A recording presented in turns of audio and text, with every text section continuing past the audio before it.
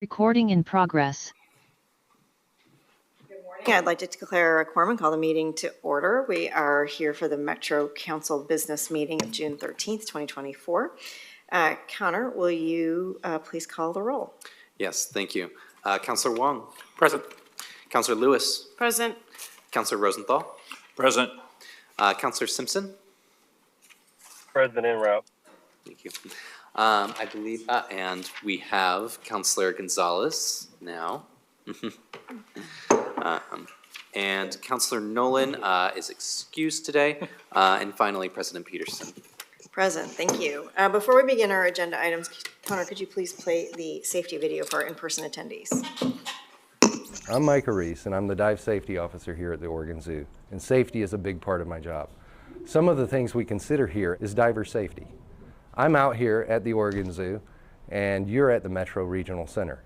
The council chamber is located on the 3rd floor of this building.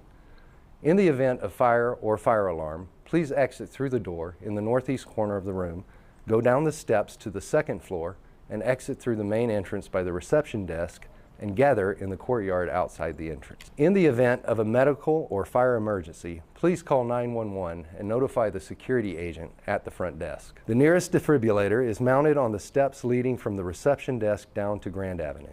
Thank you. Thank you. I will now open public communication on non-agenda items.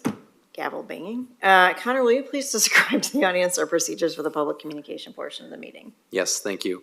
So if anyone wishes to testify on non-agenda items, now is the time to do so. Public testimony will be limited to 3 minutes, and I'll manage the timer to go off at the 3-minute mark. If you've not already signed up to speak, you can do so now. If you're joining us on Zoom, you can sign up by hitting the raise hand button, which depending on your version of Zoom is either at the bottom of your screen or within the reactions tab. If you're joining us in person, you can fill out one of the blue cards in the back of the room and bring that up to me. For those joining on Zoom, I'll be promoting you to a full panelist, so I'll ask you to, I'll call your name and you'll see a window pop up asking you to accept that promotion. Once you do so, you'll be able to turn on your camera and unmute yourself. And as a reminder to everybody testifying today, you do not need to give your physical address. However, please do identify yourself for the record before speaking. So with that, President Peterson, councilors, we have had one person sign up to speak in advance today on non-agenda items. So we have Dexter Morrison. So you can take any of the 4 seats up here, and your time will begin when you begin speaking.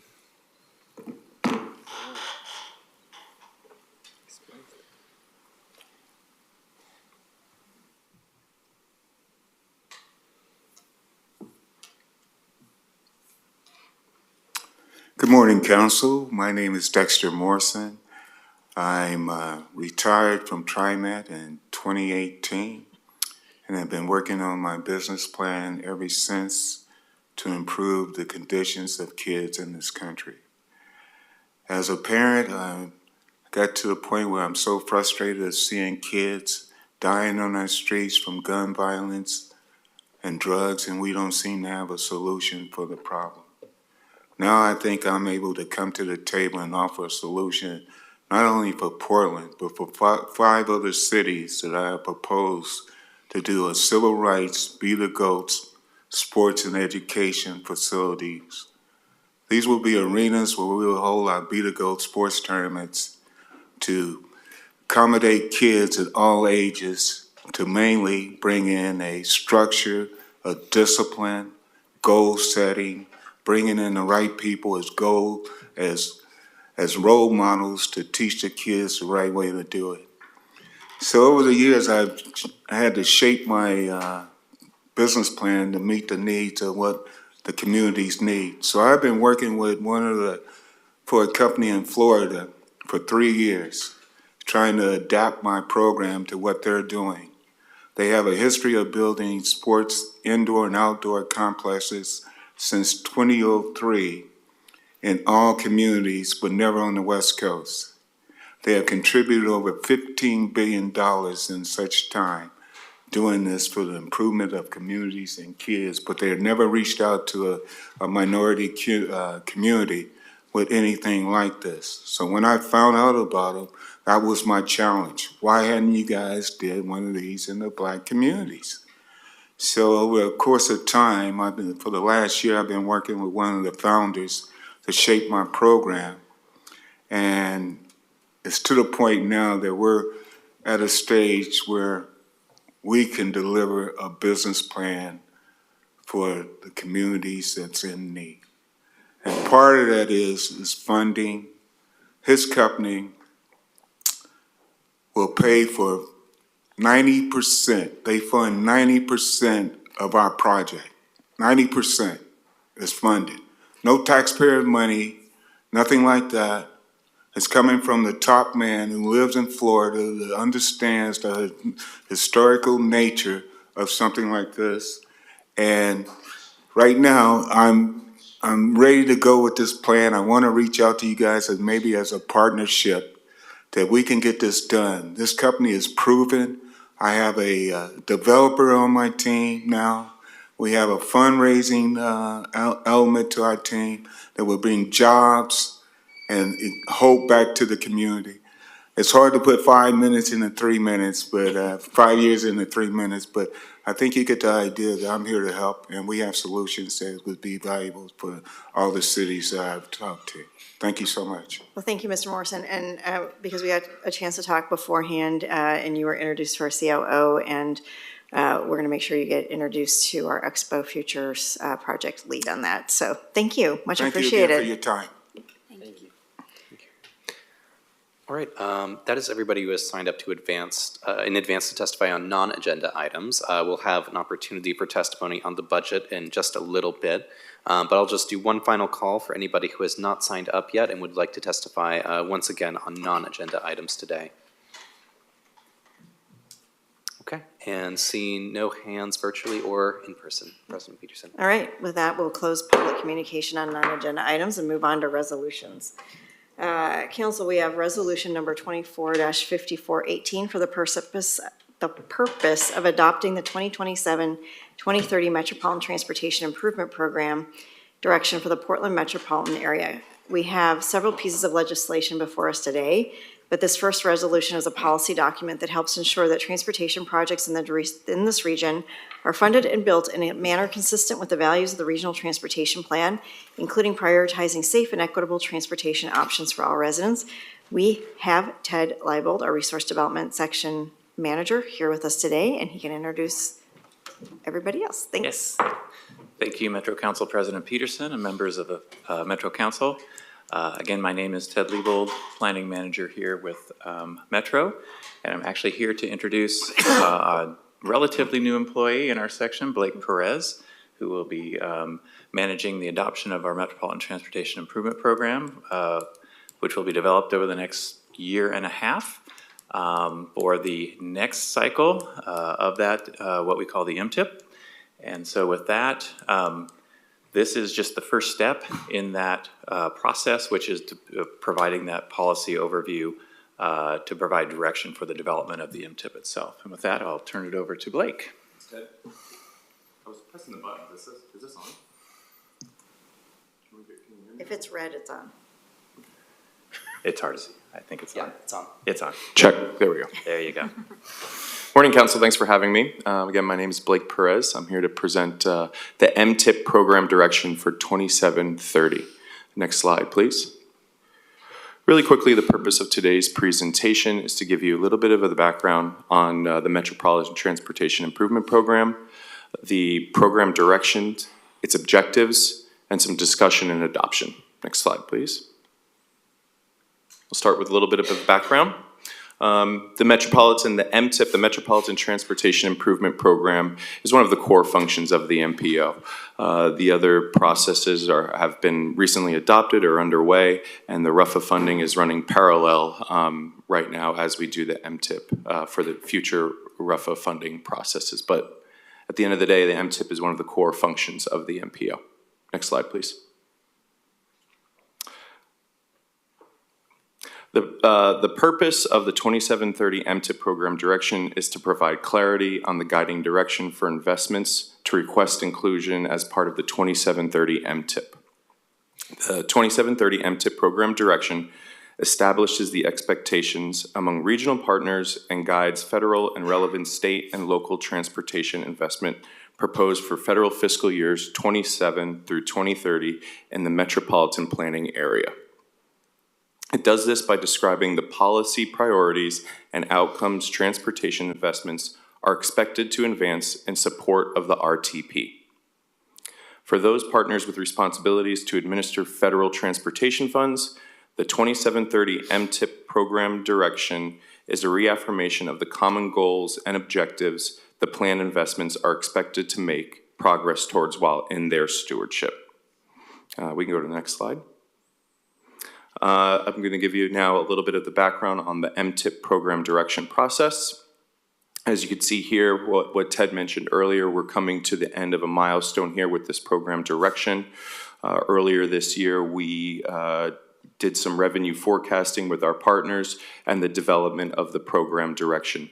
I should have moved that arrow down a little bit lower because we are now at that final reflection point as we move forward over the next year or so, year and a half.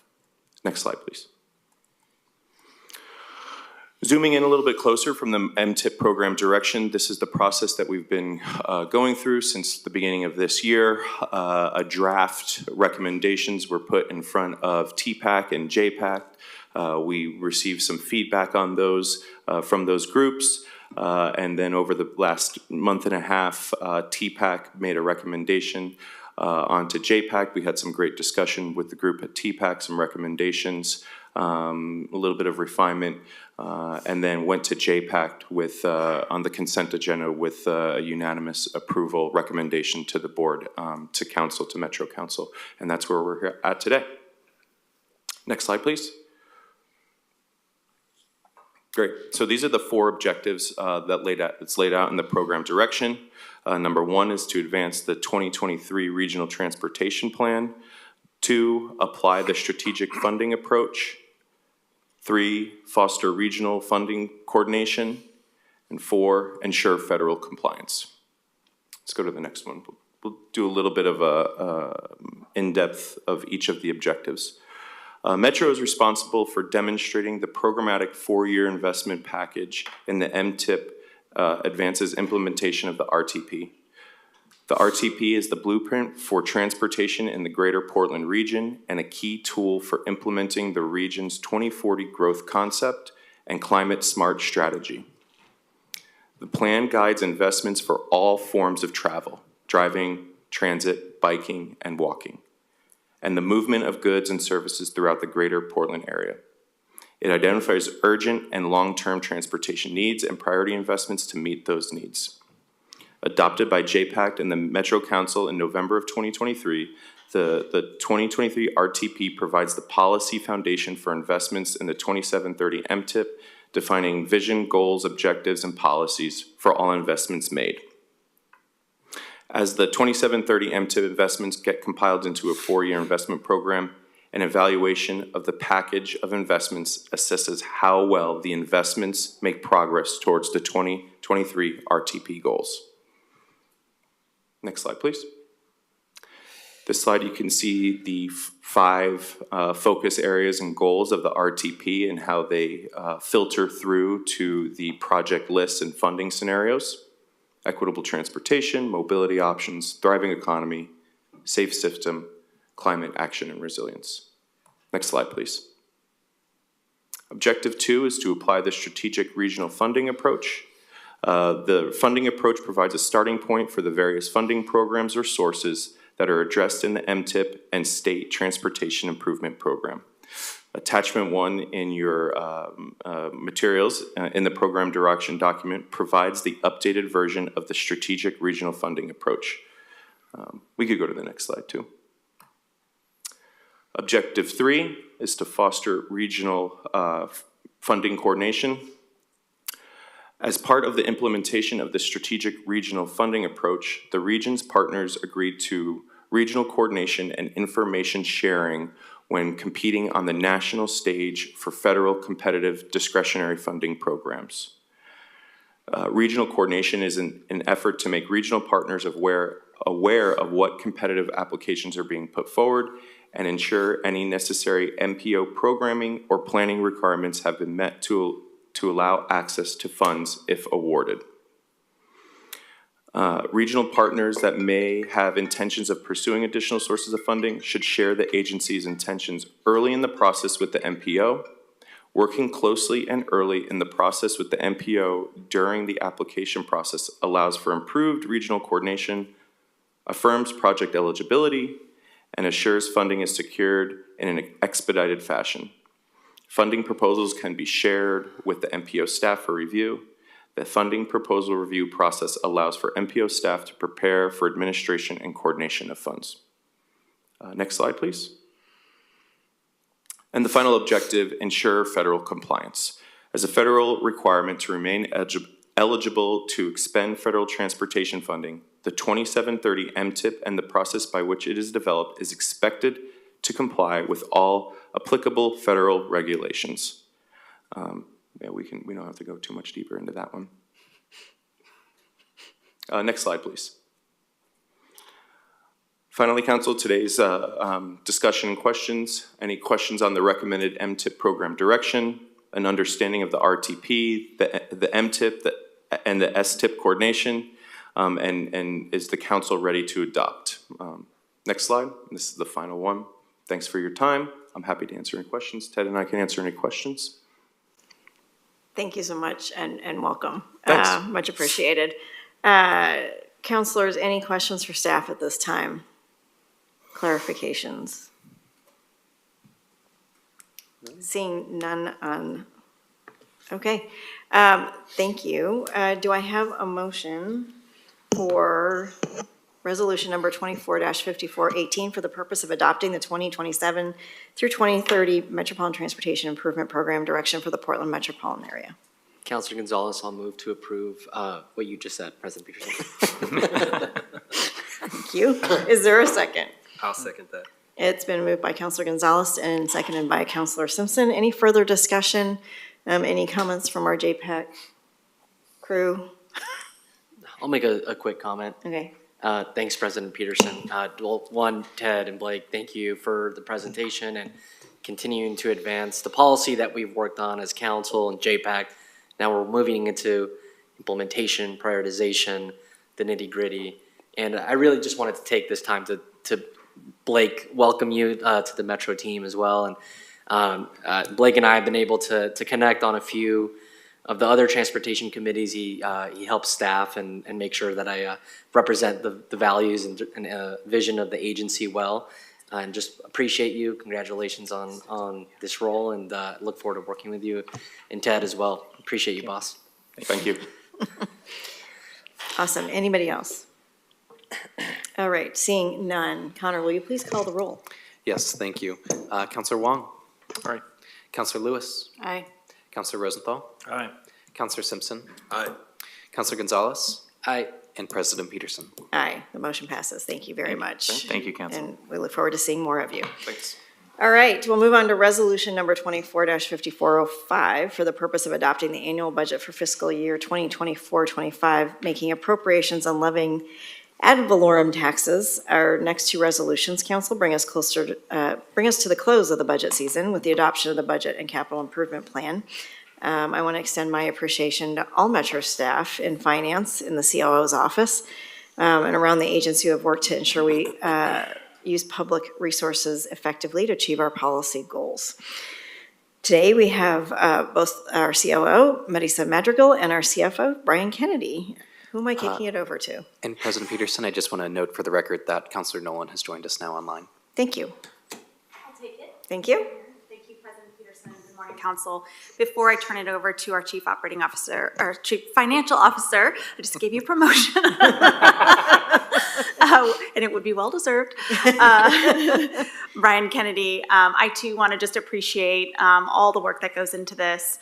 It really begins pretty much the day after the end of the fiscal year, which now is just a few weeks away. It's a year-long process, and it requires an incredible amount of work and attention to detail.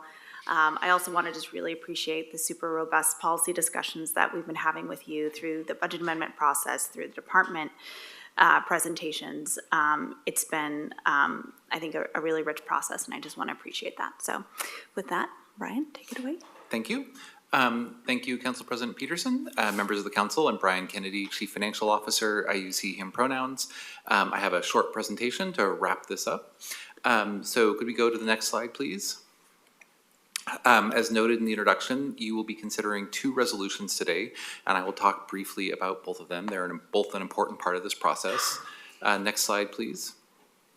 So Resolution 24-5405 is the budget resolution. So it adopts the 24-25 annual budget. It sets our legal level of appropriations, and it levies our ad valorem property taxes.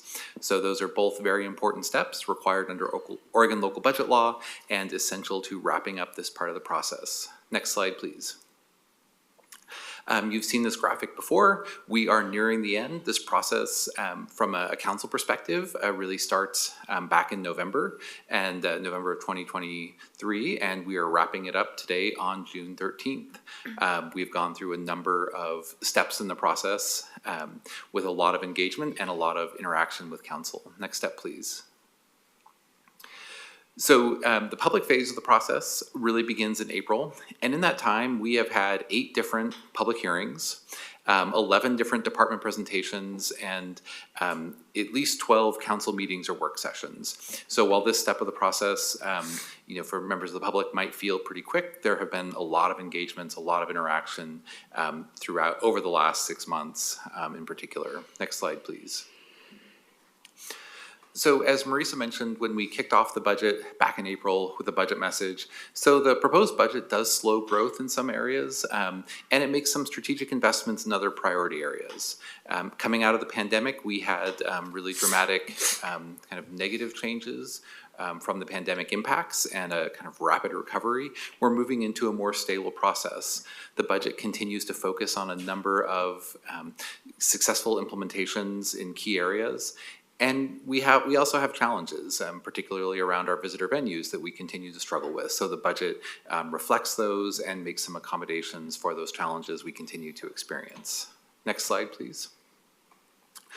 Some of the key investments in this budget are additional general fund support for our planning, development, and research team, a new emphasis on performance measurement and analytics, and then continuing funding for Metro's civic engagement and capacity building grants, among other things. Next slide, please.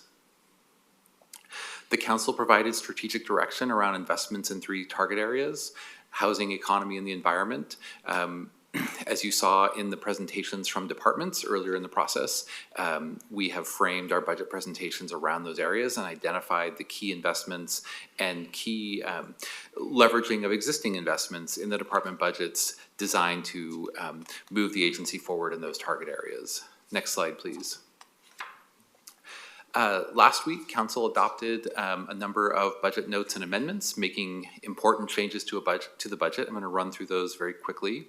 So there was funding for a new social innovation program pilot, new performing arts grants, support for Washington Park Train Task Force, support for the PSU Traffic and Transportation course. Next slide, please.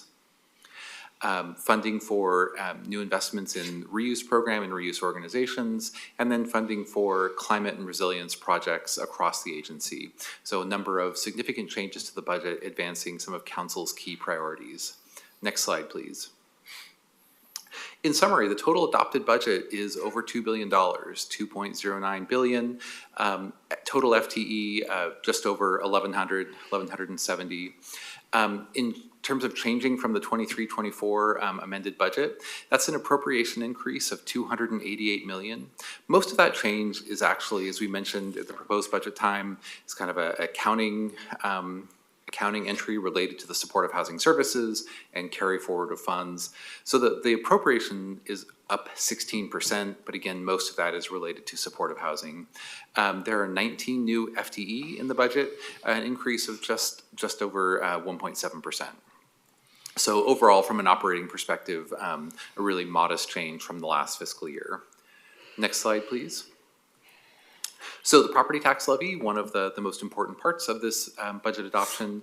So our permanent rate, again, is 9.66 cents per thousand of assessed value. The local option levy rate is 9.6 cents per thousand of assessed value. The debt service rate, which again is an estimate, we project to be 39 cents per thousand, below our public pledge of 40 cents per thousand.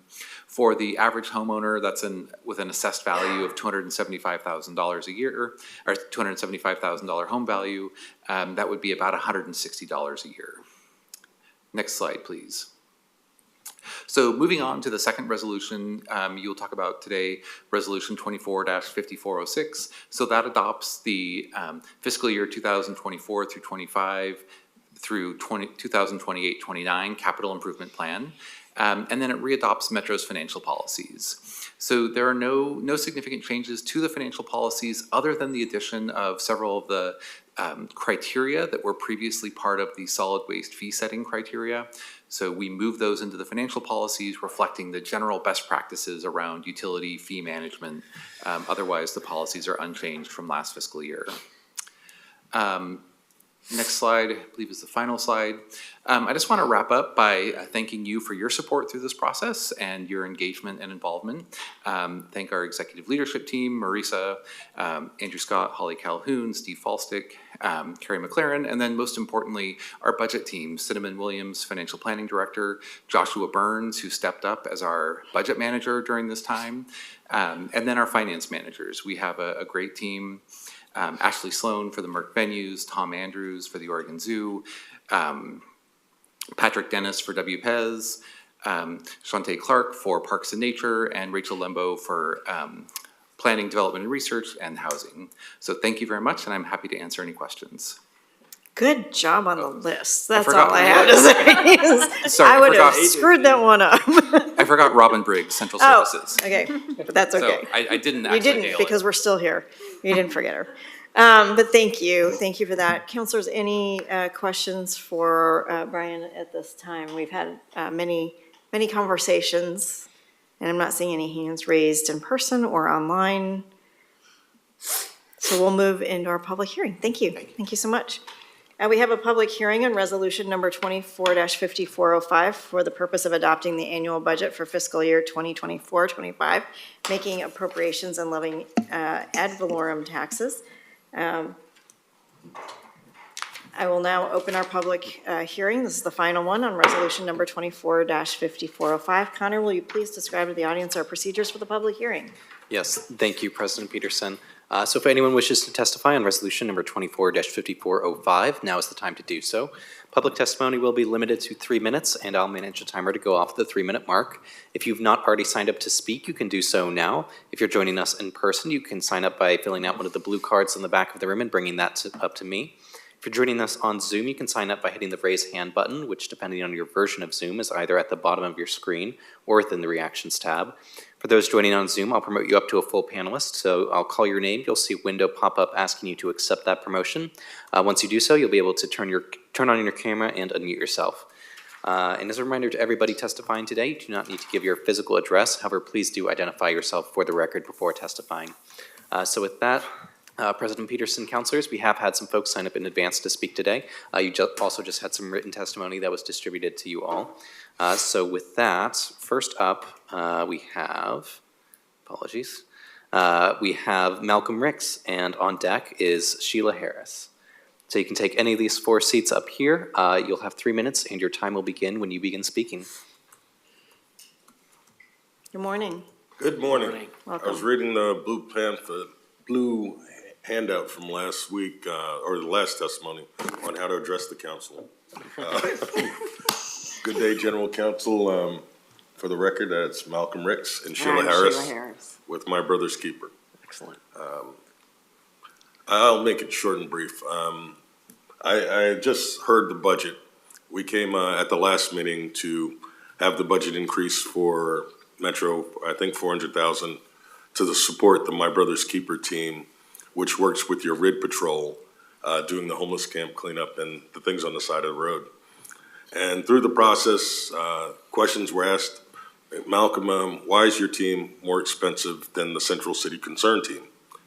And it took some time reading back the letter of reference from the director. And I said, well, you have 2 teams from Central City Concern. My one team outperforms both of those teams by 20%. my people work, they get the job done. And these guys are out there cleaning up trash, really. And I'm hoping that money was included in that 288 million to give the RID team the option to extend the contract for my guys for another year. That's what I have to say. Thank you. Jill, did you want to go? I would just add that our people outperform because they take pride in what they do. They love this city, and they come to work and they give it their 100. I know this is secondhand, but I've heard from my people that the other people that come to work, they come begrudgingly. They don't want to be there. And as we mentioned at the last meeting that we were here, we're second chance opportunity for these people. And I just don't want to put them out of work. So I truly do hope that your budget does include the extension of our contract. Thank you. And I'm going to look over the CO, but I don't believe that anything has changed from the first time to this budget. But I do know that, I guess what I would say is you're clearly disappointment from your point of view of the process. And I think I would just like to follow up with you and our CO just to do kind of a lessons learned. Because the council does not get involved in actual procurement, right? That's not part of our authority. So what I want to do is do lessons learned and figure out if there's a better way to communicate and when we put out these things. So I think that's where the council sits right now. So I know that's disappointing to hear, but I want to be upfront with you and not have you walk away thinking that something, is different than it really is. So I would love to follow up with you after this. But I know that council has been very appreciative of all the work that you put in with the past contracts, and this council has upped the amount in regional illegal dump program by quite a bit, tripling the size of it during COVID and staying with that through. So it's not a moving away from a commitment to doing that work, but it does come down to the contracting process. So, Marisa. Thank you, President Peterson, and I'm absolutely happy to connect with you and understand a little bit more kind of how we can work better together. So I think we have your contact information, so if it's okay, I will reach out directly. Thank you. Thank you. Okay, thank you. Much Yes, you got appreciated that. for your coming in. Thank you. Well, All right. all right. We also we have some other folks still signed up Okay. to testify. So we have Anthony Jones, and then we have James on deck, and I don't have your last name. Apology, James. Mr. Posey. Mr. Posey. Oh, thank you.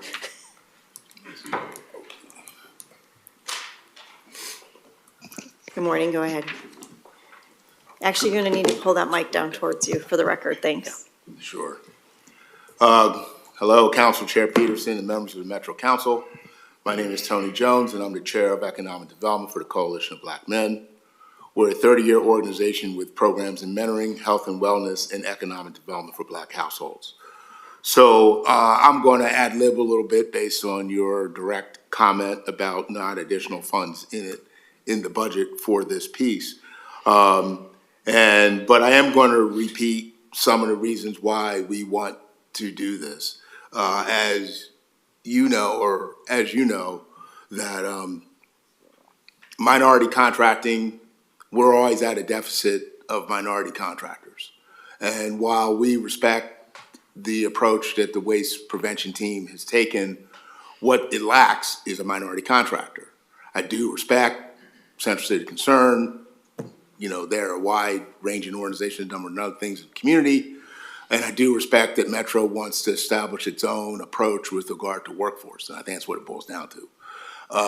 But what this opportunity does is, frankly, on the ground, my brother's keeper is doing similar work to what you're planning to do with the workforce program. They literally are already hiring folks and putting them to work that are underemployed and unemployed, and very clearly, they hire folks with former legal histories and are putting them to work and getting them the opportunity to do the work. The reason why we approached Counselor Simpson earlier in the year, because when we spoke with waste prevention, the question wasn't about performance, the question wasn't about so much cost, at least that wasn't what was explained to me. It was more about, we don't have the money, and we can't do more because we don't have the money. So that's why I just asked Counselor Simpson to look into it. I respect and understand, as you've clearly stated, that counselors do not get into the weeds of procurement. That's not what we were asking. We really just asked for, can you see whether dollars are available to continue the contracting? And we knew ultimately that you have to, or the team on the ground has to go through procurement, and we would continue to work with them and see the best way to make this happen. Real quickly though, as Malcolm pointed out, they have successfully contracted with the waste prevention team. And by contracting with them, you have an opportunity to provide wealth to an African-American business, a minority business, and that's wealth in their pockets. What we all know is that African-Americans have the lowest amount of wealth in the country, in this city, in this region. And that's not anything against any other minorities, that's just the facts. So we really want to make sure that we're doing all we can to maximize wealth for African Americans. Thank you. Thanks. Good morning, Metro Council. My name is James Posey. I'm currently the president of the NAACP, the local branch of the NAACP, and quite honestly, I got wind of this situation with my brother's keeper, and I don't have all of the facts, but what I do know is that across the board, all these government agencies defer to their procurement programs. And I think you all know that oftentimes these procurement programs historically have been stacked against minority participation on these programs. The numbers bear that out. I don't need to tell you that all of the disparity studies and everything we've done at ODOT and all the other government agencies really over and over decades and decades of excluding African Americans and other people of color through these programs. I understand that you all don't want to get into the weeds, but you all just can't talk about inclusivity and inclusion and minority participation and not operate the policies that's going to make that happen. I don't know to what extent that you all have reviewed your procurement processes and programs, but you all know those who've been getting contracts continue to get contracts to the exclusion of many times people of color. So I guess the bottom line for me is that if in fact you all are serious about inclusion, help closing the gap, the huge disparities between African Americans and other people of color, you're going to have to dig deeper than just talk about your procurement process and then talk about how you want to defer to those people. Because after all, they are under your auspices, and I think you have an opportunity to look at how this procurement process fares out.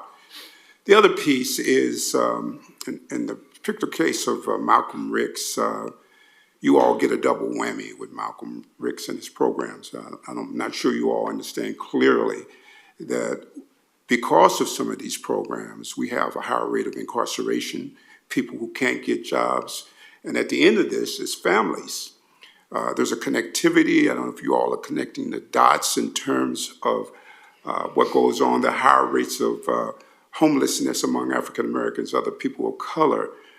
If you all factor that into your decisions to make it more inclusive and go out of your way to help people who are doing things parallel to just getting the job done. You all see the experiences out on the ground, but behind the scenes are families, people with families, jobs, education, whole 9 yards, high rates of homelessness, and the problem with home ownership.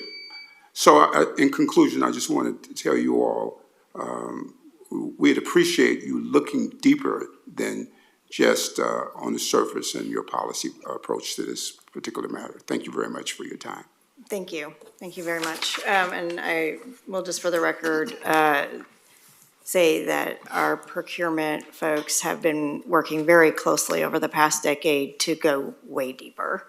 And you've seen that, right, in real action with the convention center remodel and the movement. That was one of the first contracts that actually got rid of a whole bunch of barriers that didn't need to be there. And we continually look to assess and reassess, which is why I want to just follow up and make sure that, we are moving in the direction that we all want to move in. And the regional illegal dumping program itself is based on that very model within Metro that you're talking about. So I just want to say, I think we're on the same page. I just think it's, a disappointing outcome, and we need to look into just the process and review that. So thank you. Madam Chair, I really want to really correct the notion that you all haven't been doing some things to increase minority participation. In fact, you all have been leaders in many cases. The Convention Center is one example. Yeah. But I got to tell you, that won't suffice for the decades of exclusion that African Americans have. It won't suffice. And really, and I think you know well that even when we do our best, still never seems to be good enough. And until we actually close that gap and your data begins to talk about those trends of closing that gap, then one episodic project that highlighted what you try to do and the continued work of your procurement and your administrative people are very much appreciated. But at the end of the day, we have a long way to go. Thank you very much. Continuous learning, continuous movement, continuous conversation. Thank you. Thank you for showing up. All right, much appreciated. We'll follow up. Anybody else, Connor? That is all that we have signed up in advance to testify. I'll just give folks in our virtual or physical audience another opportunity to raise their hand if they would like to sign up now and haven't already. Okay, and seeing none. All right, I will close the public hearing on Resolution 24-5405 and call for a motion on, Resolution number 24-5405 for the purpose of adopting the annual budget for fiscal year 2024-25, making appropriations and levying ad valorem taxes. I'll move 24-5405. Thank you. Do I have a second? Councilor Gonzalez, I'll second. It's been moved by Councilor Lewis and seconded by Councilor Gonzalez. Is there any further conversation by the council? Seeing none virtually? Oh. Sorry, I'm getting mixed messages. Councilor Gonzalez, did you? I think I'll make a comment. I'm feeling chatty today. I want to, thank folks that came in to testify today, and I just want to acknowledge the tension between, this moment and the broader arc of Metro's work in procurement and equity. There's no question of the disappointment, but I want to highlight that I do feel that as an agency, we've been making significant strides. There's a lot of room still for this agency to grow. And I want to also acknowledge that Councilor Simpson, since the time that he has joined the council, has really been a champion for this work and for workforce on multiple fronts and multiple levels as well. So want to make sure that does not go unsaid in this moment. And again, just felt the need to express some of my thoughts in this area, and want to ensure folks that came to testify that there are multiple champions of this issue: procurement, empowering, elevating, supporting contractors from Black, Indigenous, Brown, people of color communities across this region, across this state. And I thank you for coming and making that point again to make sure we don't forget our responsibility. Thank you. Thank you, Councilor. Well said. Anybody else? All right, Connor, will you please call the roll? Yes, thank you. Councilor Wong? Aye. Councilor Simpson? Aye. Councilor Rosenthal? Aye. Councilor Gonzalez? Aye. Councilor Lewis? Aye. Councilor Nolan? Yes. And President Peterson. Aye, the motion passes. Thank you. All right, we'll move on to resolution number 24-5406 for the purpose of adopting the capital improvement plan for fiscal years 2024 through 25 through 2028, 29, and readopting Metro's financial policies. In addition to the annual budget, councilors, we are also considering this capital improvement plan today, and I will turn it over to Marisa. Thank you very much. If you have any questions, Brian and I are here to answer them. But adopting the capital improvement plan is part of an accompaniment to the budget. Great, councilors, any questions? Seeing none online or in person, do I have a motion for resolution number 24-5406 for the purpose of adopting the capital improvement plan for fiscal years 2024 through 25 through 2028, 29, and readopting Metro's financial policies? Second. It's been moved by Councilor Lewis by a nanosecond and seconded by, was it Councilor Simpson? Oh, Councilor Rosenthal. Any further discussion? Seeing none, Connor, will you please call the roll? Yes, thank you. Counselor Nolan. Yes. Counselor Lewis. Aye. Counselor Simpson. Aye. Counselor Rosenthal. Aye. Counselor Wong. Aye. Counselor Gonzalez. Aye. And President Peterson. Aye, the budget passes. Can we give a round of applause? Yay. It's been quite the process. So thank you. Thank you. And again, thank you to everybody who worked on it and getting us to this point.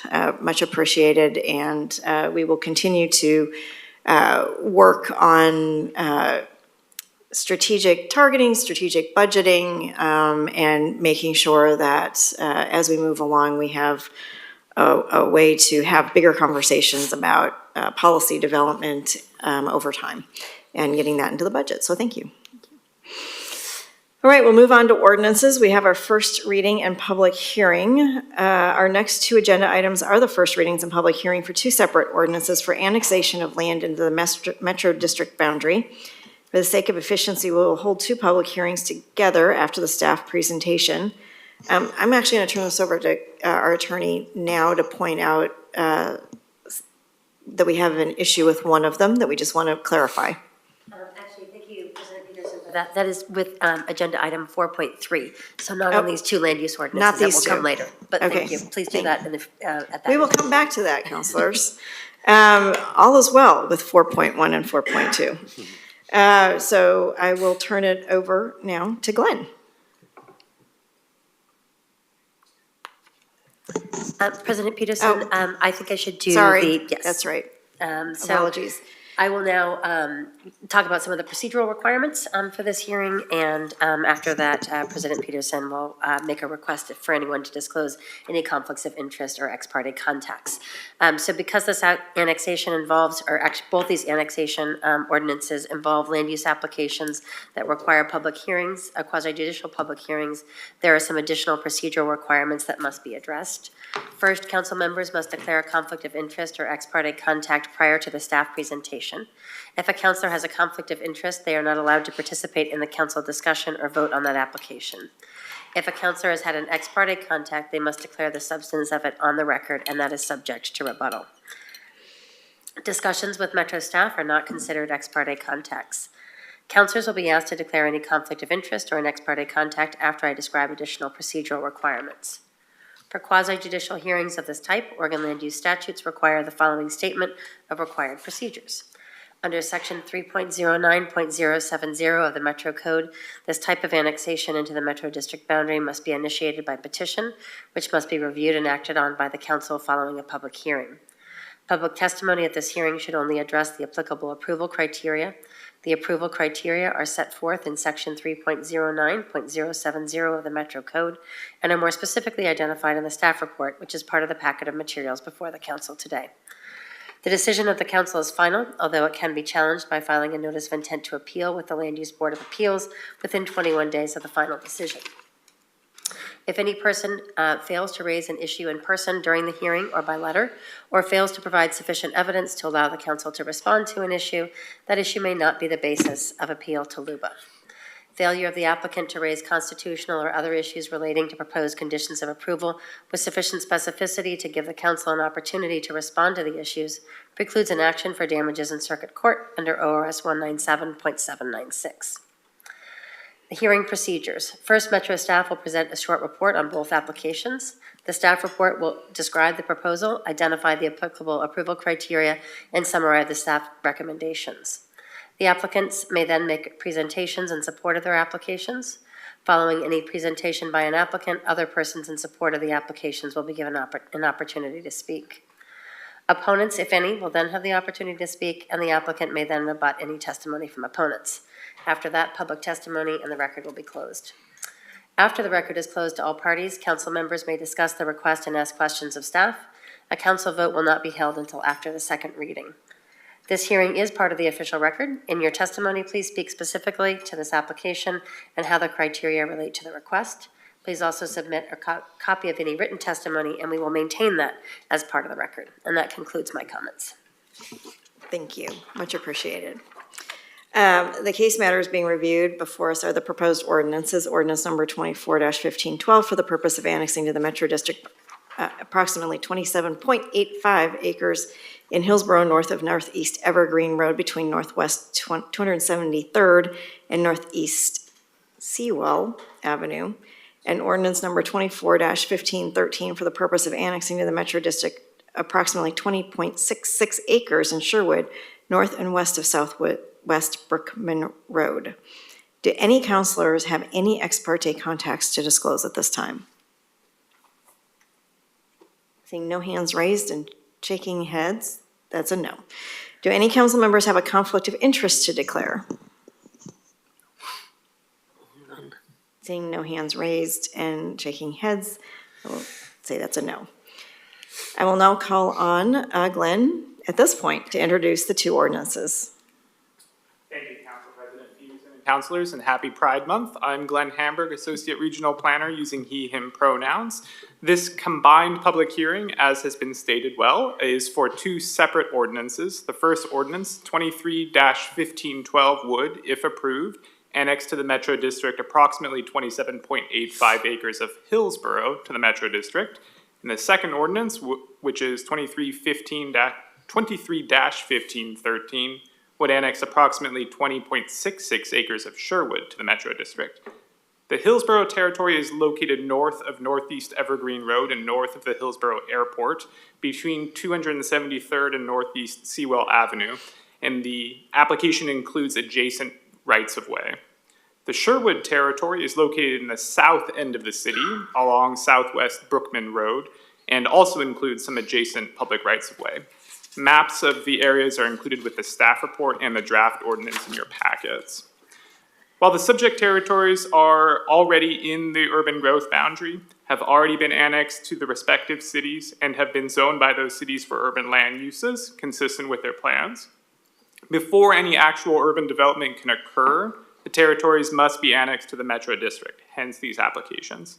As you well know, the criteria for annexations to the Metro District are in Metro Code Section 309.070 sub E, which require that the territory be in the UGB, that the territory be subject to measures that prevent its urbanization until the territory is also annexed to a city or to service districts that would provide necessary urban services.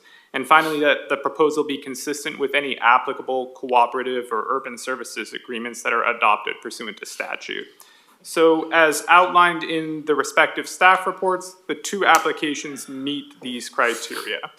The territory in Hillsborough, in the first proposal, was annexed to the UGB, or added to the UGB rather, back in 2005 with the adoption of Metro Ordinance 05-1070A. It has already been annexed to the city of Hillsborough and has been zoned by the city for industrial use consistent with the city's comprehensive plan. Urban services to the territory will be provided by the city of Hillsborough and Clean Water Services. The territory in the Sherwood proposal was included in the UGB back in 2002 with the adoption of Metro Ordinance 02-969B. This territory was also already annexed to the city and has been zoned by the city of Sherwood for residential use consistent with that city's comprehensive plan. Indeed, the city has already given preliminary approval of this territory for a 41-lot subdivision of the subject property, which each of those lots being smaller than 5,000 square feet each. If you do the math, there's a substantial remainder of the territory, and that remainder will be included in large protected open space tracts that encompass a section of the Cedar Creek and riparian areas that cross through the subject property. The development will also include some sections of several new trail systems. The city's community development director notes that the densities approved by the city in this subdivision were proposed by the developer based on their read of market decision factors, but the city's code would have allowed higher densities of residential development if the developer had proposed that.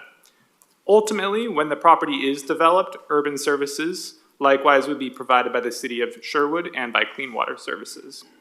So owners of the subject territories have consented to the proposed annexations in both cases. Notices of the proposal have been published in the Oregonian, posted on site, and mailed to owners of nearby property owners and other interested parties.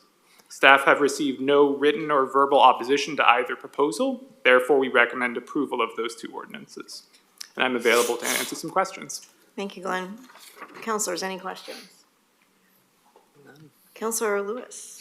Sure, thank you so much. On the Hillsborough map, the area to be annexed in is essentially an island with UGB to the northwest, to the northeast, to the southeast. Why did we not connect the property and the other directions only to the southeast? That there will be certain territories still outside of the metro district but within the urban growth boundary. It's just that those territories haven't yet been proposed for annexation. They just weren't included in this application. And under the current system, we can't force that those territories be included in the district. So we're sort of just waiting for those annexation applications to occur.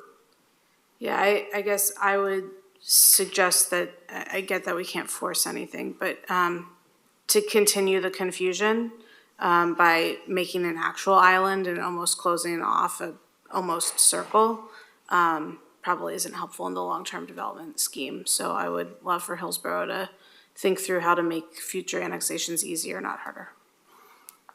You don't have to respond to that. Thank you, Counselor. And now I'm being told to restart my computer. Hold on. Anybody else? Counselors? All right.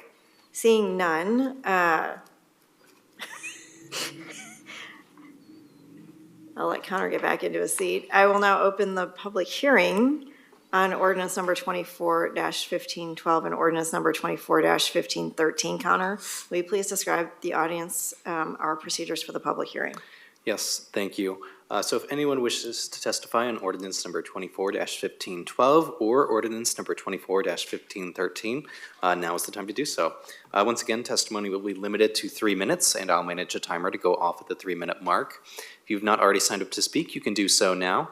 If you're joining us on Zoom, you can sign up by hitting the raise hand button, which depending on your version of Zoom is either at the bottom of your screen or within the reactions tab.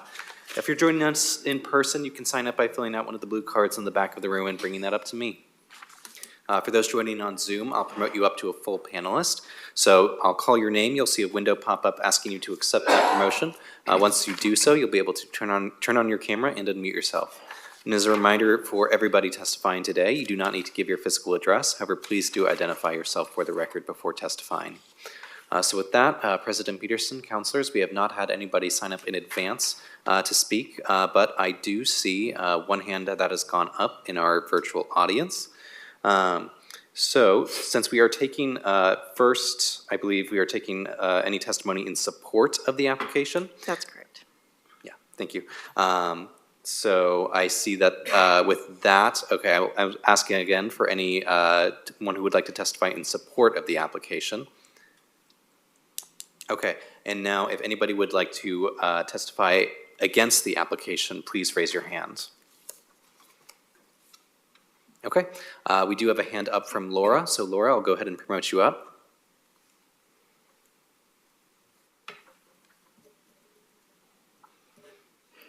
All right, Laura, you should be able to turn on your camera and unmute yourself now. You'll have 3 minutes, and your time will begin when you begin speaking.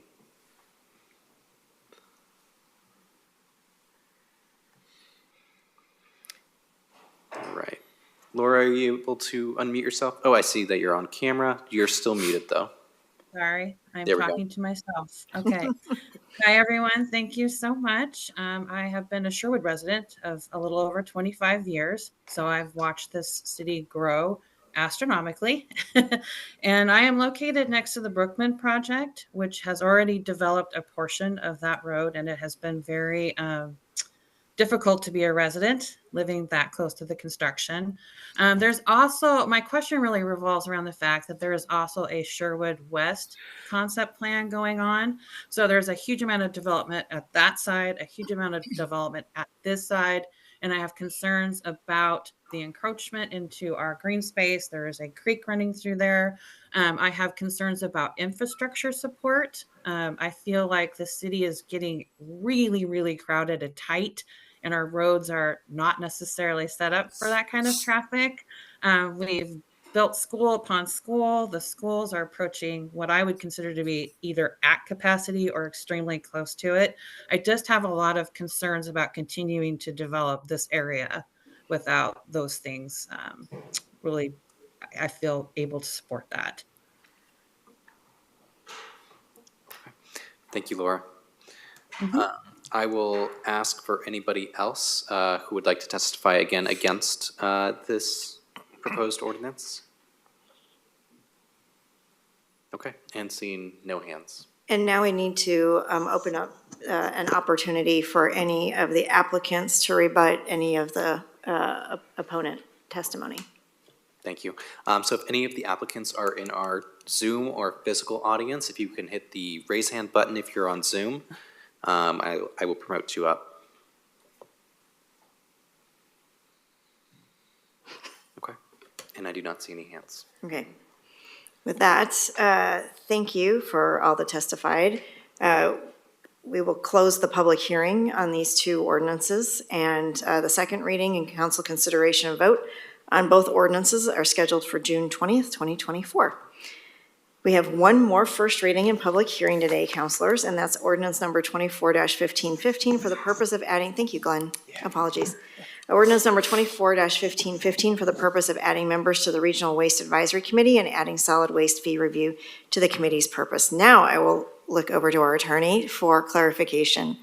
Thank you, President Peterson and members of the council. At your dais today is a corrected exhibit for this ordinance. It's labeled Exhibit A to ordinance number 24-1515. An incorrect copy of that was earlier uploaded, so I just wanted to make sure that before introduction, council was clear as to which exhibit was part of this ordinance. That has been corrected now online for the members of the public as well.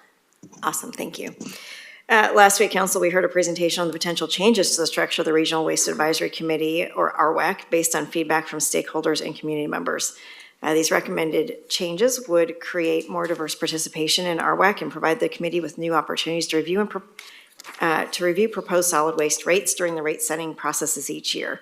We have Rosalind Green here with Waste Prevention and Environmental Services Strategic Initiatives Manager to answer any questions. Did you have a presentation or, okay, just counselors, remember back to the presentation we had last time. And that's what we are voting on today, is to move forward with that proposal. Any questions for staff? Councilor Rosenthal. I have a question, actually a point of information.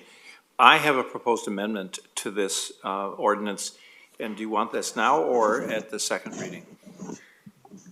President Peterson, Councilor Rosenthal, if you have amendments, I would recommend making them today. You can also make them at the second reading, but then that would delay the vote until a week subsequent. So if they're ready and prepared for councilors to consider today, you are certainly welcome to make them. I think first we would be holding the public hearing, and then that's when President Peterson would take any amendments that councilors have. It would be an introduction. We wouldn't be voting until next week.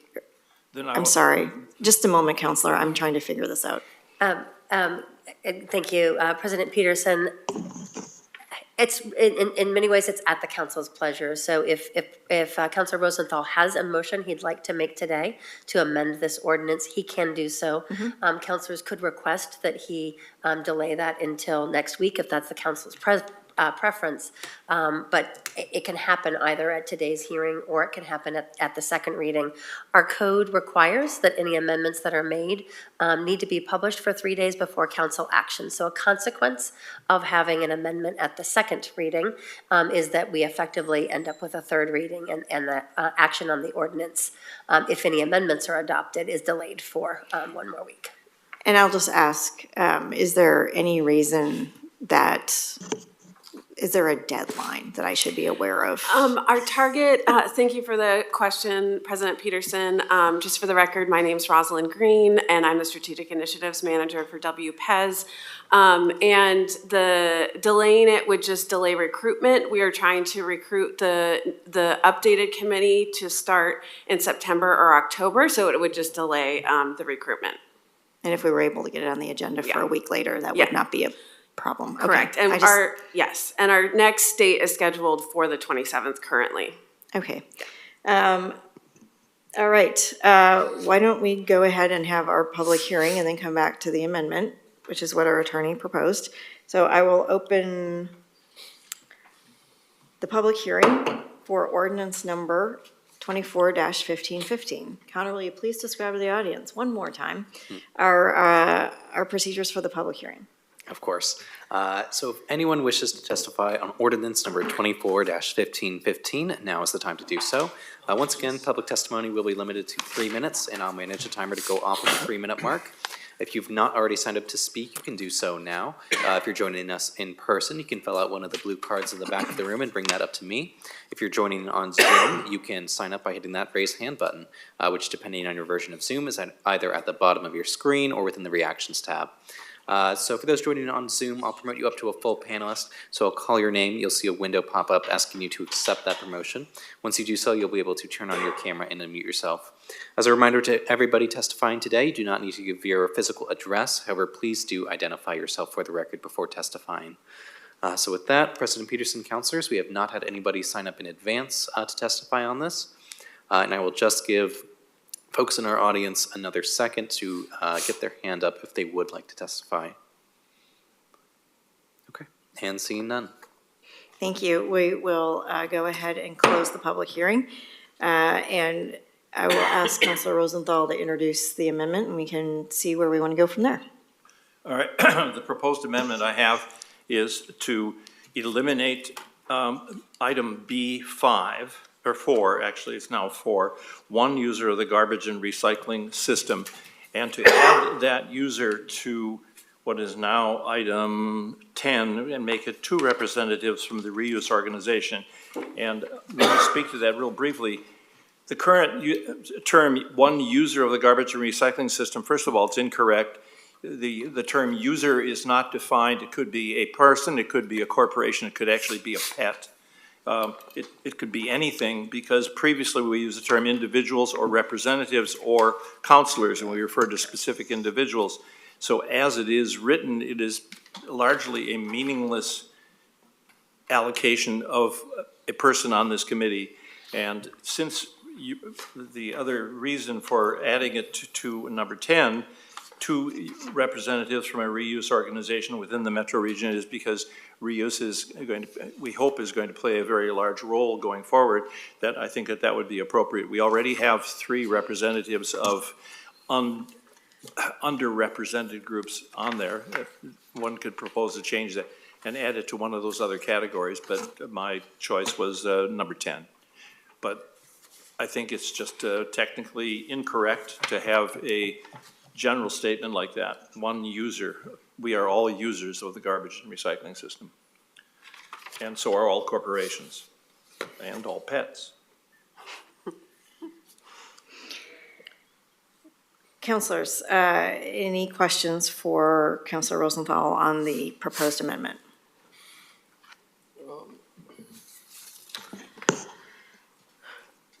Councilor Lewis. Sure, thank you. Councilor Rosenthal, I share a lot of enthusiasm about the future of reuse within the region. That said, given the balance of other representatives from other sectors of industry, I think one is probably enough. In terms of your concern with B5, would you be open to better defining what we're trying to get at there? I don't believe we want a pet on a committee. What we want is the every person's view as we speak in highly technical terms, bringing us back to earth, that the hope here is that we'll have somebody who says, all I care about is when I throw something in the recycling bin, it gets recycled. All I care about is I have a choice in order to get my item repaired, reused, or otherwise avoid the landfill. I'd be happy to work with you on potential language that clarifies B5 and what we're trying to get at in terms of an every person perspective. Thank you, Counselor. Counselor Gonzalez. Thanks, President Peterson, and thanks, Counselor Lewis, for initiating the questions here. Counselor, did you mention the selection of number 10, the rationale between amending that, or is there a technical reason? There is, well, I mentioned the reason that we are intending to elevate reuse to a higher level, and we have quite a few organizations that do it, but I am actually open to adding that person to any one of the other categories that might be more appropriate. Okay, thanks. Just wanted to make sure I understood that. If I could ask a follow-up question, I know from the few presentations and public conversations that we've had on this subject, the membership aspect has been, one of careful calibration to ensure our broad stakeholders have a voice into our general process here. So I'm wondering if you were able to engage with some of the project staff on the consideration of the amendment in the build-up to your recommendation, to just understand the potential impacts on that calibration and also the level of community involvement, community engagement that went into this general plan. I'm not sure entirely, if I can respond. I'm not sure I entirely understand the question. Yes, we've had some dialogue back and forth. The problem is that user is undefined. It could be a corporation, and we are expecting and putting a very heavy burden on one person that could be selected. It could be a homeless person, person living on the streets. We're putting a great burden for them to represent the entire condition of users. All the other categories actually have specific interest groups, and we have no idea. One suggestion was make it low income, or you could have it could be a tenant in a subsidized housing. It could be a new immigrant. There's a lot of different categories, and there's no particular reason that I could think of to select one of those categories. Therefore, you're asking a random user, and it could, like I said, it could be a corporation as well. It could be Intel, it could be Nike, it could be Freightliner, who knows? Okay. You're asking them to represent everybody, which is quite a Herculean task. So I just think that perhaps the wording could be changed, but you still have the problem of asking one person to represent an undefined group. And I think that that's asking a lot, which is why I chose to allocate it to a group that we were concerned with. But like I said, allocating that to one of the other groups, making it for people of previously underrepresented is an alternative. Thanks, Counselor. I think I see some of the dots you're connecting. I think Counselor Lewis's recommendation around potentially defining that could be more helpful. But also, I mean, my first inclination is to, if I have a concern with the phrase user here, my inclination first would be to ask staff, like, how did we come to that? What's the logic behind that? What's the intention behind that? Could you provide some clarity as to what B5 was originally intended to do? Thank you. Thank you. That's my first level of reaction here. Yeah, I can go first, and Shane, do you want to? Great. So thank you for the question, Councilor Gonzalez. So the idea behind that seat is that the position was intended to focus on an individual of the garbage and recycling system that's not part of the other represented groups. So this was intended to help balance representatives from the different communities in the region. And if we want, and we're open to the changes, but if we do make the change, a trade-off would be making it more specific will narrow the communities that we can draw from that are not represented on the committee. And Shane, do you want to add to that? Do you have to push the button? No. Good. Shane Adma, Office of Metro Attorney, he, him pronouns.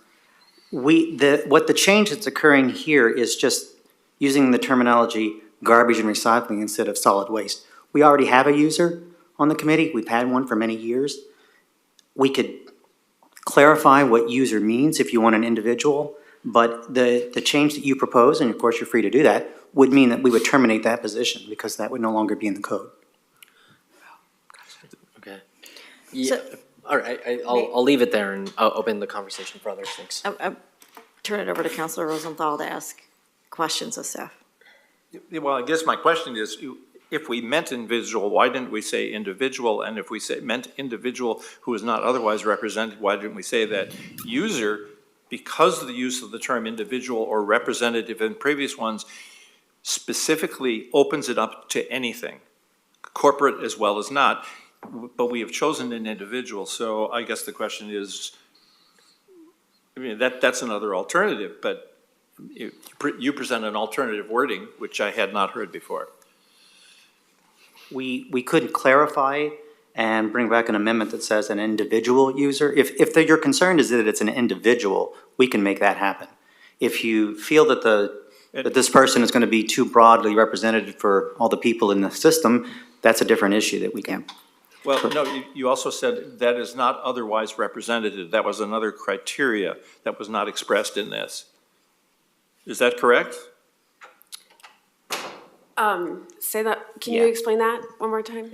You mentioned that there was an individual who is not represented, otherwise represented in the other categories. Correct, yes. And that, if that's the condition, then that was not specified in this particular criteria. So here's what I would suggest. It sounds like we have counselors who are interested in helping with the specificity and interested in clarifying that. Counselor, if you want to make a motion on your original amendment today, you have that choice, but I would highly suggest that maybe you work this out between staff and council and bring it back, and we go for a second and third reading. Because I don't think we're going to work it out here. Okay. Thank you, President Peterson, and obviously the Office of Metro Attorney is happy to help make sure that those Councilor Rosenthal's or any other amendments that council may desire are presented at the next hearing on this ordinance. Much appreciated. Melissa? Thank you, President Peterson. Could I just ask a clarifying question so that we have clear direction? Is the interest in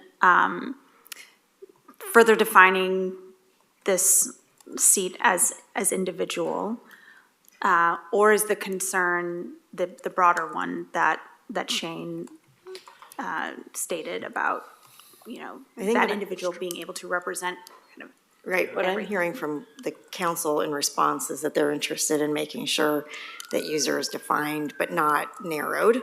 And we're, if Councilor Rosenthal wants to bring back an amendment for his full amendment, he's certainly willing to do that. But I think that what we have general consensus is being able to make sure that the specificity but without changing the intent of, what was that, B5? Yeah. I think I'm hearing consensus on that, but not complete conversation and readiness to have a conversation on the full amendment. So you can make your motion, that's completely up to you today, or you can wait. And you can work it out between staff and council. I'll work it out with staff. Okay, thank you. Okay. All right, with that, what have we done now? We have had we've had the public hearing. We've considered the amendments. We are moving to a second reading and council consideration and vote scheduled for June 27th, 2024. All right, thank you. And now we'll move on to our second reading and vote of ordinance number 24-1514 for the purpose of amending Metro Code Chapter 7.05 Income Tax Administration regarding income tax confidentiality provisions. Councilors, we have one last ordinance, and that is, again, the second reading and vote for ordinance number 24-1514, and we have Justin Labshire. Did I say that right? Yes, thank you. Thank you. Our tax compliance program manager here if we have any questions. We've already had a presentation and discussion, so any further questions for staff? I'd move 24-1514. Thank you. Is there a second? Second. It's been moved by Councilor Lewis and seconded by Councilor Simpson. Any further discussion, councilors? Thank you for doing this. Yes, yet again, thank you. Seeing no one hand raised virtually or in person, Connor, will you please call the roll? Yes, thank you. So Councilor Gonzalez. Aye. Councilor Rosenthal. Aye. Councilor Lewis. Aye. Councilor Simpson. Aye. Councilor Wong. Aye. I think we've lost Councilor Nolan, and so President Peterson. Aye, the motion passes. Thank you very much. All right, we're going to move on to Supportive Housing Service Quarter 3 presentation. We are joined today by housing staff who will share new data from the Quarter 3 Supportive Housing Services report from each of the 3 counties. Joining us today is Rachel. Rachel Limbo, our finance manager, will have a presentation and have any questions or concerns. Thank you, Rachel. Thank you. It is not just me. I believe we have Yesenia Delgado virtually. Okay, thank you for clarifying. There she is. Can you all hear me? Try again. You're a little quiet. Can you hear me? Yep. There we go. Okay. Hi, everyone. My name is Yesenia Delgado. I use she and her pronouns, and I'm the SHS manager for Metro's Housing Department. I'm joined by Rachel, who's our finance manager. Rachel, did you already get a chance to introduce yourself? I will. You can keep going. Great. Well, thank you all for having me today here. And Rachel, we're elated today to be joining you all to share an update on fiscal year 24 Quarter 3 programming for SHS. Like we did last time for the Quarter 2 update. Today we will be sharing a truncated version of the Quarter 3 reports with you all, sharing some of the program highlights and successes, but I would really encourage you all to spend some more time with each of the reports that I sent you all so you can see some of the impactful work that's happening at Washington, Clackamas, and Multnomah County. And just another quick note here is that next week we'll also be attending the Supportive Housing Services Oversight Committee, where we will be holding some time for the committee to discuss Quarter 3 reports and do a Q&A with the county. So this is all information that you all are getting and also the Oversight Committee is receiving. If we go to the next slide. Today, like I said, we'll be sharing some program highlights with you all. In addition to sharing some of the numbers in terms of where we're at in reaching our fiscal year 24 goals. Rachel will then be walking us through a financial updates, and then we'll have some time for Q&A at the end of today's presentation. Next slide, please. Great. So as you all know, we have 10-year regional goals for the SHS Fund, which are to connect at least 5,000 households experiencing homelessness to permanent supportive housing and to stabilize at least 10,000 households at risk or experiencing homelessness into permanent housing. And since the inception of the SHS Fund to date, this slide here indicates where we're at as a region in achieving these goals. So as you'll see here for permanent supportive housing, we've had 3,938 households placed into the service, which is, again, deeply subsidized units with the wraparound services to ensure that households with higher levels of acuity or low income are experiencing a disability get into housing and retain their housing. We've had 1,446 households placed into rapid rehousing placements. This is a shorter time intervention that still provides the placement and the retention services for households that might not have as high level of acuity and can transition off of retention services into permanent housing on their own. We've retained over 14,000 households in housing, supporting them with eviction prevention services. And this is providing a rental subsidy to households that might be at risk of losing their household. So paying for their rentals to ensure that they stay in housing. And we added over the period of this time over 1,425 shelter beds. And this is a really moving number that can fluctuate depending on how SHS and other funding sources are funding shelter beds. And I would just like to add some additional context here, which is as a follow-up to the SHS audit that was conducted at the end of last year, we agreed with the auditor that a deeper dive into how we were tracking households and people was needed. So my team has been working diligently on that analysis to ensure that we are tracking households across all programming and not just people.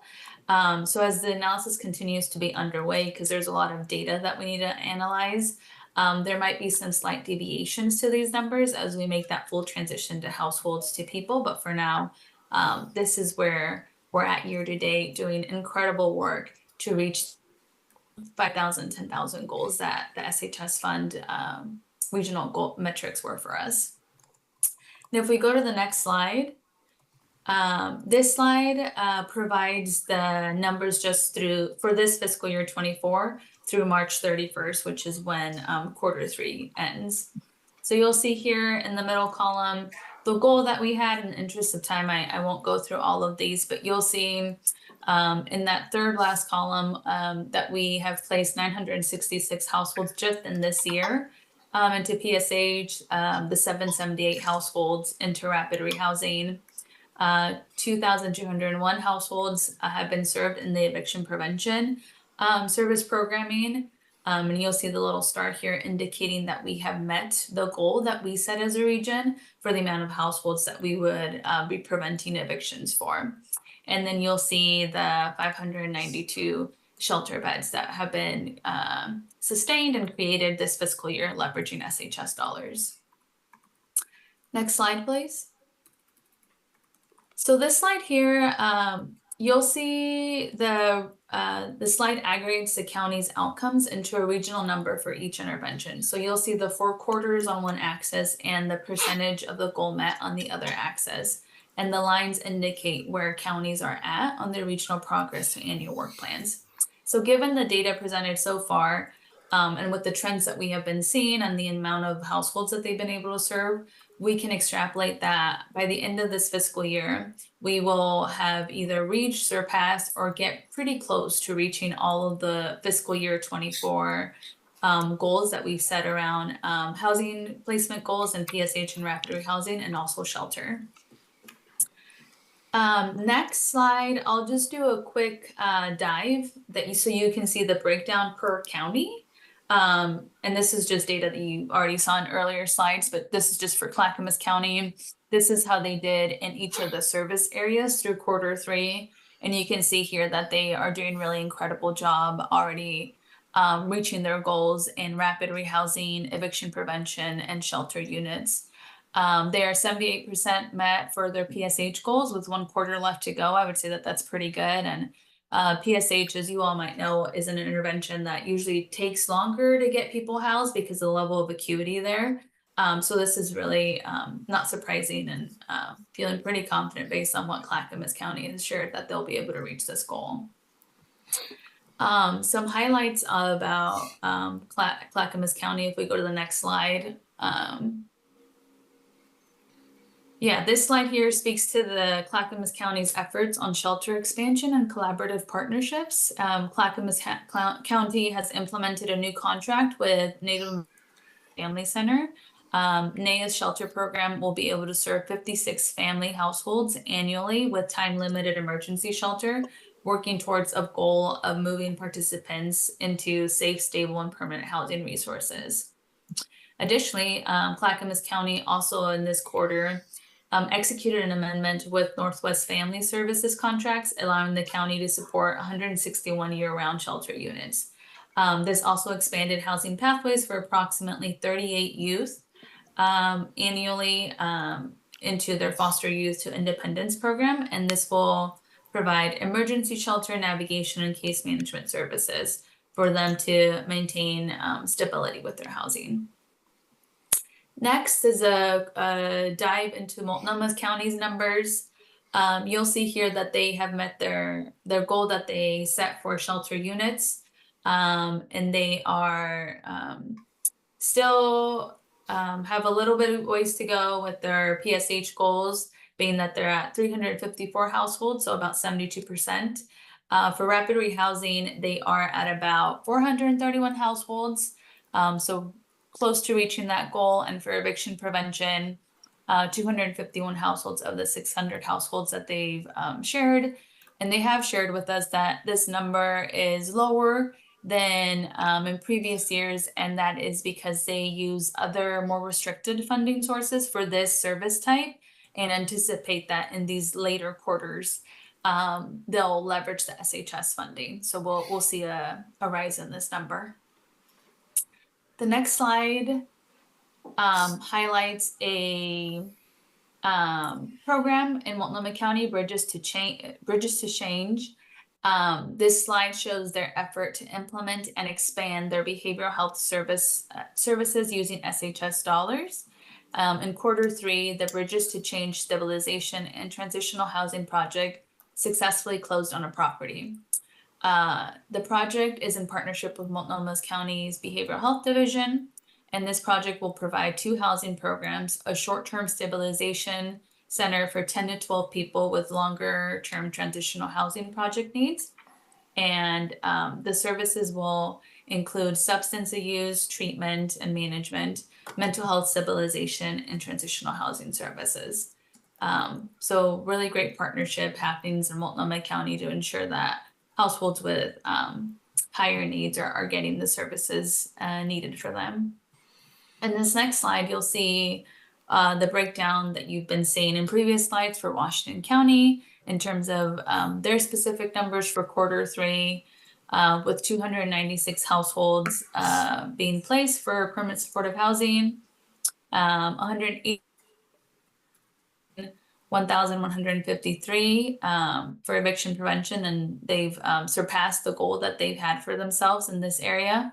And shelter units, they have 90 beds created and sustained with SHS dollars. So really great work meeting both of these goals. And I just wanted to share some program highlights for Washington County in this next slide as well, which is that in Q3, Washington County opened its 3rd Safe Rest Pod Village in Aloha, adding 30 pallet homes for individuals, bringing their shelter pod capacity to 90 units. And that has the capacity to serve 110 individuals. Washington County, as I said before, has, with this intervention, been able to surpass the shelter goal that they had. And another highlight is that using SHS carryover resources, the Homeless Service Division in Washington County releases Access Center's No Phone Q3 to make strategic investments of approximately $20 million to be distributed for 4 community-based partners. Access Centers serve as a key function in the homeless service continuum in providing walking services where individuals experiencing or at risk of homelessness can get connected to housing and social services, and also access basic hygiene items and support, or stay cool or warm during inclement weathers. So Washington County will award 2 sites this fiscal year and anticipates additional awards to be announced later this summer. So this is just some of the incredible work happening in each of the counties. Again, there's much more of these highlights and program areas that are honed in further in the Q3 reports. But with that, I will pass it over to Rachel so she can provide a financial update through Q3. Thanks, Yesenia. Good afternoon, Council. My name is Rachel Lembo. I use she, her pronouns, and I'm the Finance Manager for both the Housing Department and the Planning, Development, and Research Department here at Metro. Next slide, please. Similar to last quarter, we've seen continued growth in county programs as evidenced by increased spending. The chart on the left compares spending through Q3 in year 2, last fiscal year, to Q3 in year 3, the current fiscal year. The chart on the right compares annual spending, actual amounts for year 2 and the forecasted amounts for year 3. As you can see, each county has more than doubled its spending through Q3 of this fiscal year compared to last year, and the full year forecast for the current year is significantly higher than last year's actuals. These full year forecasts come from the counties and are based on their budgeted amounts.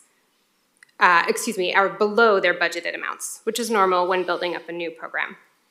That said, they have room to spend more because they can spend up to their budget. And based on the growth we've already seen this year, I think these forecasts may be conservative and that we could see even higher total spending by the end of the year. Next slide. This very simple graph shows total forecasted expense for the program, $281 million, compared to forecasted revenue of $346 million. There is still a difference, but a much smaller one than prior years, which means there will be less carryover from this year. If county spending comes in higher than forecasted, as I just mentioned, that gap will shrink. On the revenue side, we are seeing some softening, and if collections over the next couple of months follow the trends from last year, we expect we'll see revenue somewhat lower than this forecast. That will also result in less carryover. Next slide. While the current year isn't expected to have significant carryover, the program still has a large balance from prior years. Of the $422 million in estimated carryover at this year end, $91 million is reserved for tax stabilization and the Regional Investment Fund program.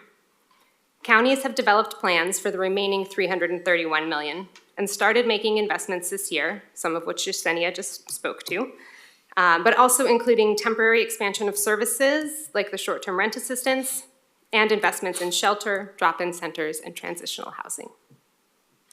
Next slide, which I think is our end. So now Yesenia and I are both available for any questions that you have. Thank you. Councilors, questions? I love seeing more stars on all of those charts. That's a good start. And I love that we're giving gold star badges out. That's a good place to be. We got more room to grow, but yeah, this is our opportunity to review the Q3 results. Any questions? Oh, Councilor Rosenthal. Thank you, Madam Chair. Yep, the results are looking positive and hopeful, and they're spending. I guess my question really has to do with, I know early in the program, there was a real problem, particularly with some of the supportive service groups with ramping up because they couldn't find people because of, people weren't trained or whatever, or they just weren't living in the area. Is that been, I've heard from a couple organizations that they now have staffed up to whatever they can budget, and they can get other people if they need them. Is that generally true? I mean, it's hard for me to know regionally. Do you have any idea? Yeah, this is Yesenia here again, SHS manager. Yeah, I don't have any quantitative data showing this, but what I'm hearing qualitatively from the counties is that for the most part, they are feeling better in terms of staffing as they were a couple years ago in terms of ramp up, just the amount of new programming, new staffing that all required. They do feel like programs are more ramped up, there's more staff hired. Of course, there's still the issue around turnover and retaining employees once they're hired on, but that overall it is feeling better than it did a couple years ago. So just a follow-up. So do we know if there's a projected need for supportive services staff? I mean, do we have any idea of how big that need is still going forward for the next year or two? Just to clarify, the projected need being for housing like case managers and staff doing the work. Yeah. Yeah. I don't have like exact numbers that I could give you on that. I could check in with the counties around that. But I know that with for example, the Tri-County Planning Body and other interventions, there is work that we are doing to support staff in training and looking into living wages to support with the retention of staff once they are at these organizations. But I can certainly look into if there are numbers that are being projected around the number of staff needed in the future. Thank you, Yesenia. Liam Frost has just come forward. Liam? Hey, good morning, everybody. For the record, Liam Frost, he, him, his pronouns, Deputy Director of Housing. It's nice to be with you, Madam President and Council. I just wanted to add some additional information to Yesenia's answer to your question, Councillor Rosenthal. And just like the counties we've been trying to build up our capacity. And this is definitely on our list. It hasn't risen to the highest priority. We do want to quantify that need. We do want a lot more rigor in the system, and we want to understand what it looks like region-wide, not just county by county. Some of that work's already happening at the Tri-County Planning Body, and also as a result of the budget note that Councillor Wong, Councillor Lewis introduced a few years ago now. Cole Merkel's team is hired up. They have 2 program areas that they're going to be focused on: technical assistance to provide that additional work to get new and also well-established nonprofit service providers up to a standard that we can measure across the region. The other piece is training. So ensuring that when folks enter the workforce, they have a standard training that they can all take and ongoing training so that those organizations can retain those new folks too. But in terms of quantifying that is on our list. We haven't gotten to it yet. Thanks. All right, Councilor Lewis. Thank you. Sure, thank you so much. Really appreciate the quarterly reports. That's how we can kind of stay connected to what's happening in real time. My question is around the fact that the hardest nut to crack is the essence of this measure, and that's permanent supportive housing. Mm-hmm. We saw all 3 counties at stride or surpassing until it got to PSH, and then they were either on pace or slightly behind. Obviously, PSH is incredibly complex, and it is a suite of services individually tailored per person, but underlying that is also availability of a unit.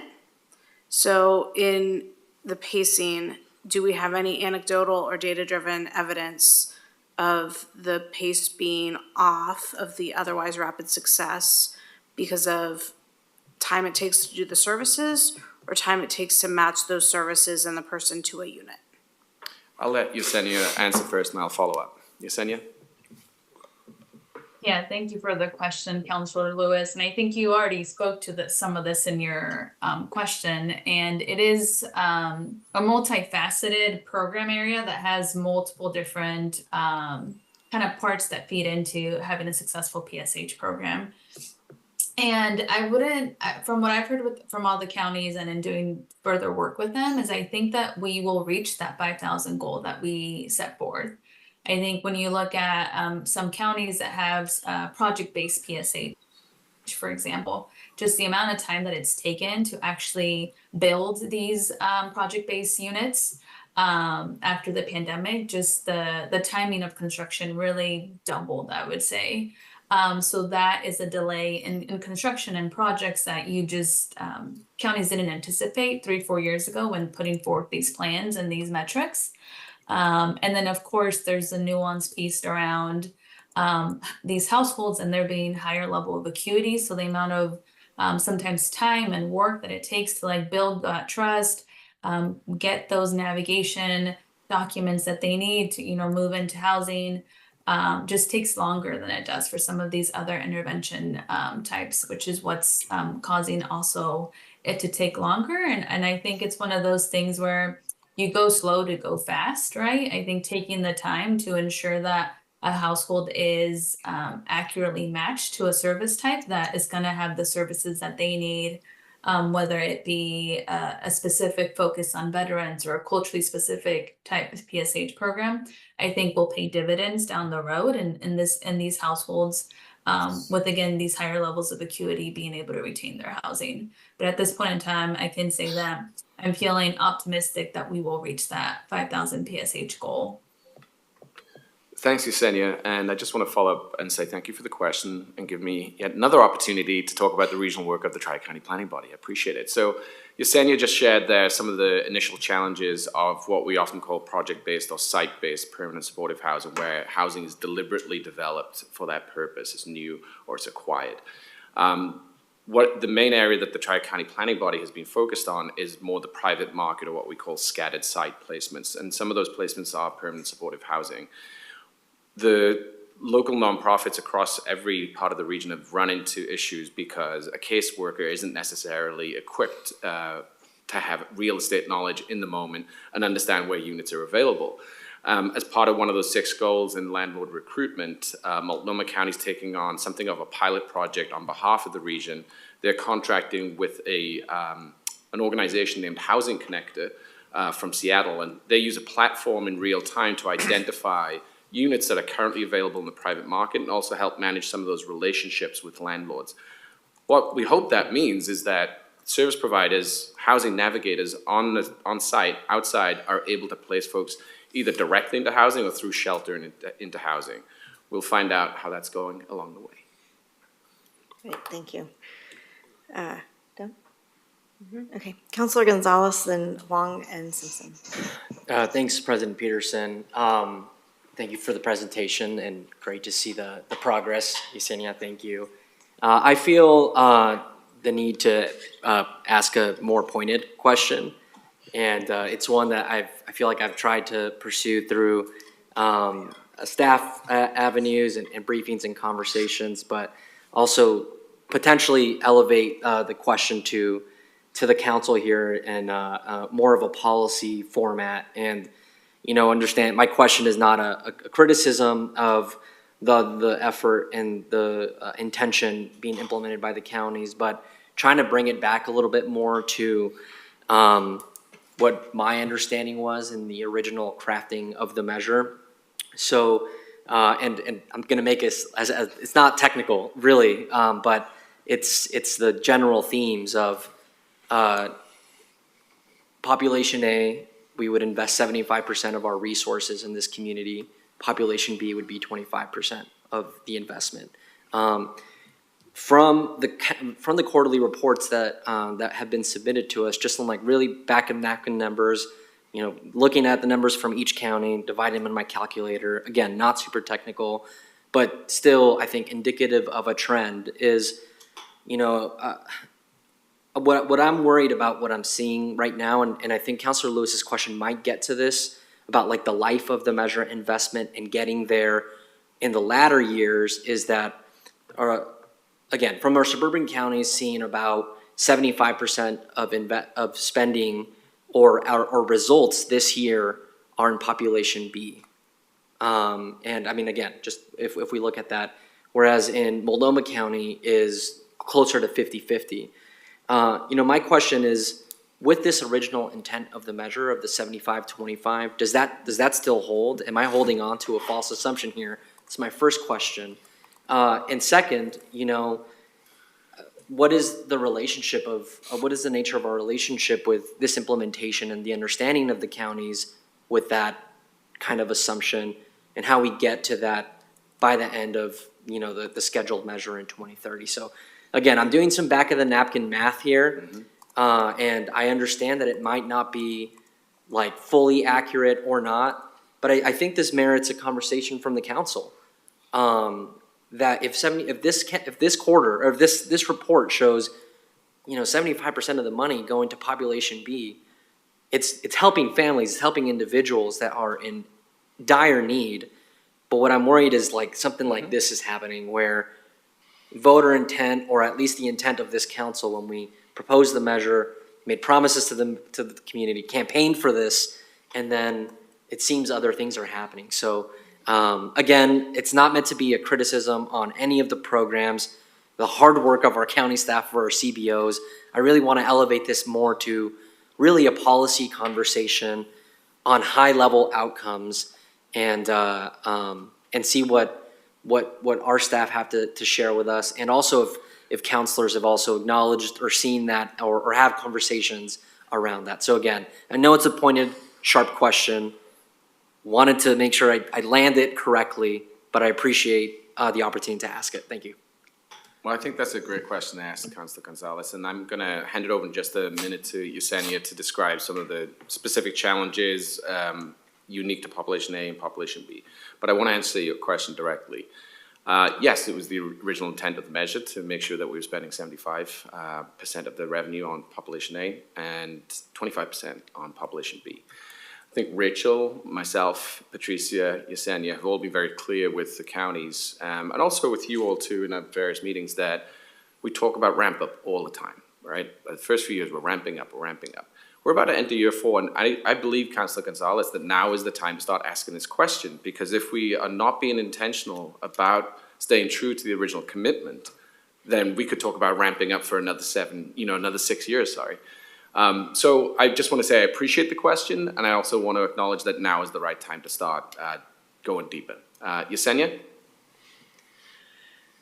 Yeah, and thank you, Councilor Gonzalez. I feel like you landed that question really well, so thank you. And it, like Liam said, it's really nuanced here, and it's 100% the right question at this point in time, because it is a commitment that we continue to hold for ourselves and for the counties. And I would just like to take this opportunity to thank you all for investing in the Metro Housing Department, because without the additional staff that we've been able to hire, building out a system and a process to ensure that we are fulfilling this requirement would be really hard. But given that, we hired up a compliance and oversight team over this last year, we have been working on what is a Pop A, Pop B financial split methodology with our finance colleagues in our department. For the first time last year, we got that financial split from the counties. And what we saw really quickly was that because each county was tracking the information differently, maybe even implementing programming slightly differently, it made it really, really difficult to actually be able to roll up the numbers into a regional 75-25 split. So what we've worked on over this last season is to implement a financial methodology that the counties are going to be able to put to use into this next fiscal year, so that we're accurately have that data and can analyze that and provide policy recommendations as to which program areas to prioritize. And just like a small caveat that I would just like to know as you all are reviewing the reports and doing some math is, even though it looks a lot more households and let's say like eviction prevention, a lot of times that intervention is strictly just rental subsidy for maybe 3 to 6 months, which in the long term is that intervention costs a lot less than serving a couple households over here in PSH. So even though the numbers may look like these interventions are getting thousands and thousands of people served, when we start crossing over in the numbers, we're actually seeing that it is a lot more balanced across the region than I even initially thought. So at a future session, I would love to come back, be able to share more some of that research that we found and the average cost that we're seeing in some of these service areas, so that you can correlate better where we're at with the 75-25 financial split. Can I add a little bit as well? Yeah, can I ask a quick follow-up? And I think, and this is also for you as well. I hear that, and I don't want to pontificate, because I think we all agree the crisis and how much people are suffering. But I mean, we have so many population folks unhoused in our region, and I don't know. It's just this thing feels like it's happening, and as the council, we're the oversight body, and the region is counting on us to do anyway. So I know we know all that. So I just kind of want to put that out there again in terms of the nature of my question. And I understand that it's the more cost-effective solution to do the prevention. I 100% get that. So Rachel, as you answer your question and my initial question, do you also have a sense of the global spending? So like in the first 4 years, where we are across all counties, all the spending together on that Pop A, Pop B? I would love to know if you have that back in napkin number as well. Yes, thank you. To speak to your first question, Councilor Gonzalez, to be totally frank, if we took this year as year 3 and we continued to do this for the rest of the 10 years, we would not meet 75% spending on Pop A. We are not there at this point. That said, we are spending more on Pop A this year than we were last year. So we are trending in the right direction, but your question is completely valid, and it is on Metro to continue to monitor that, to make sure that we continue on that trend so that there's more and more spending on Pop A. And I want to remind us of Councilor Lewis's question earlier, why aren't we seeing more people moving into PSH? That same answer that Yesenia and Liam spoke to is exactly why we're not yet spending 75% on Pop A, because that takes time. But as we're moving more and more people into PSH, we'll be spending more on Pop A, and what inevitably that means is we will be spending less on Pop B. We will be doing less rapid rehousing. We will be offering fewer services in eviction prevention because more of our funds will be going to paying that permanent rent support for those individuals most in need. I also want to mention that going into this year, as we all know, the county's had some pretty significant carryover balances. There was a lot of pressure to get that money out the door, help the people in need.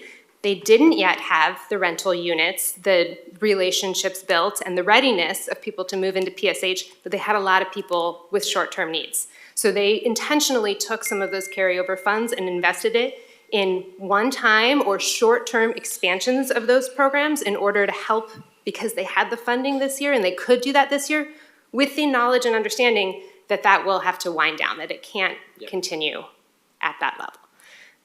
To speak to your question of what, like, year to date, where are we? So as Yesenia mentioned, last fiscal year, FY23, was the first year that we were able to collect population A and B information from the counties. Also, as she mentioned, it was a bowl of fruit. It was not all apples, which made it a little bit challenging for us. But there was definitely some takeaways there. So I'll give you some back of the napkin. I'll give you some data to use on your napkin as you're doing your calculations. So what we took away from that was with shelter and PSH, those costs are roughly serving 80% people, 80% population A, 20% population B, and it's basically the opposite with rapid rehousing. 80% population B and 20% population A. So we have been taking that and sort of looking at, like, well, okay, what's their budget this year? Like, where do we think they're going? Where are they going to have to get to in order to reach a 75-25 spend? So we are working on that.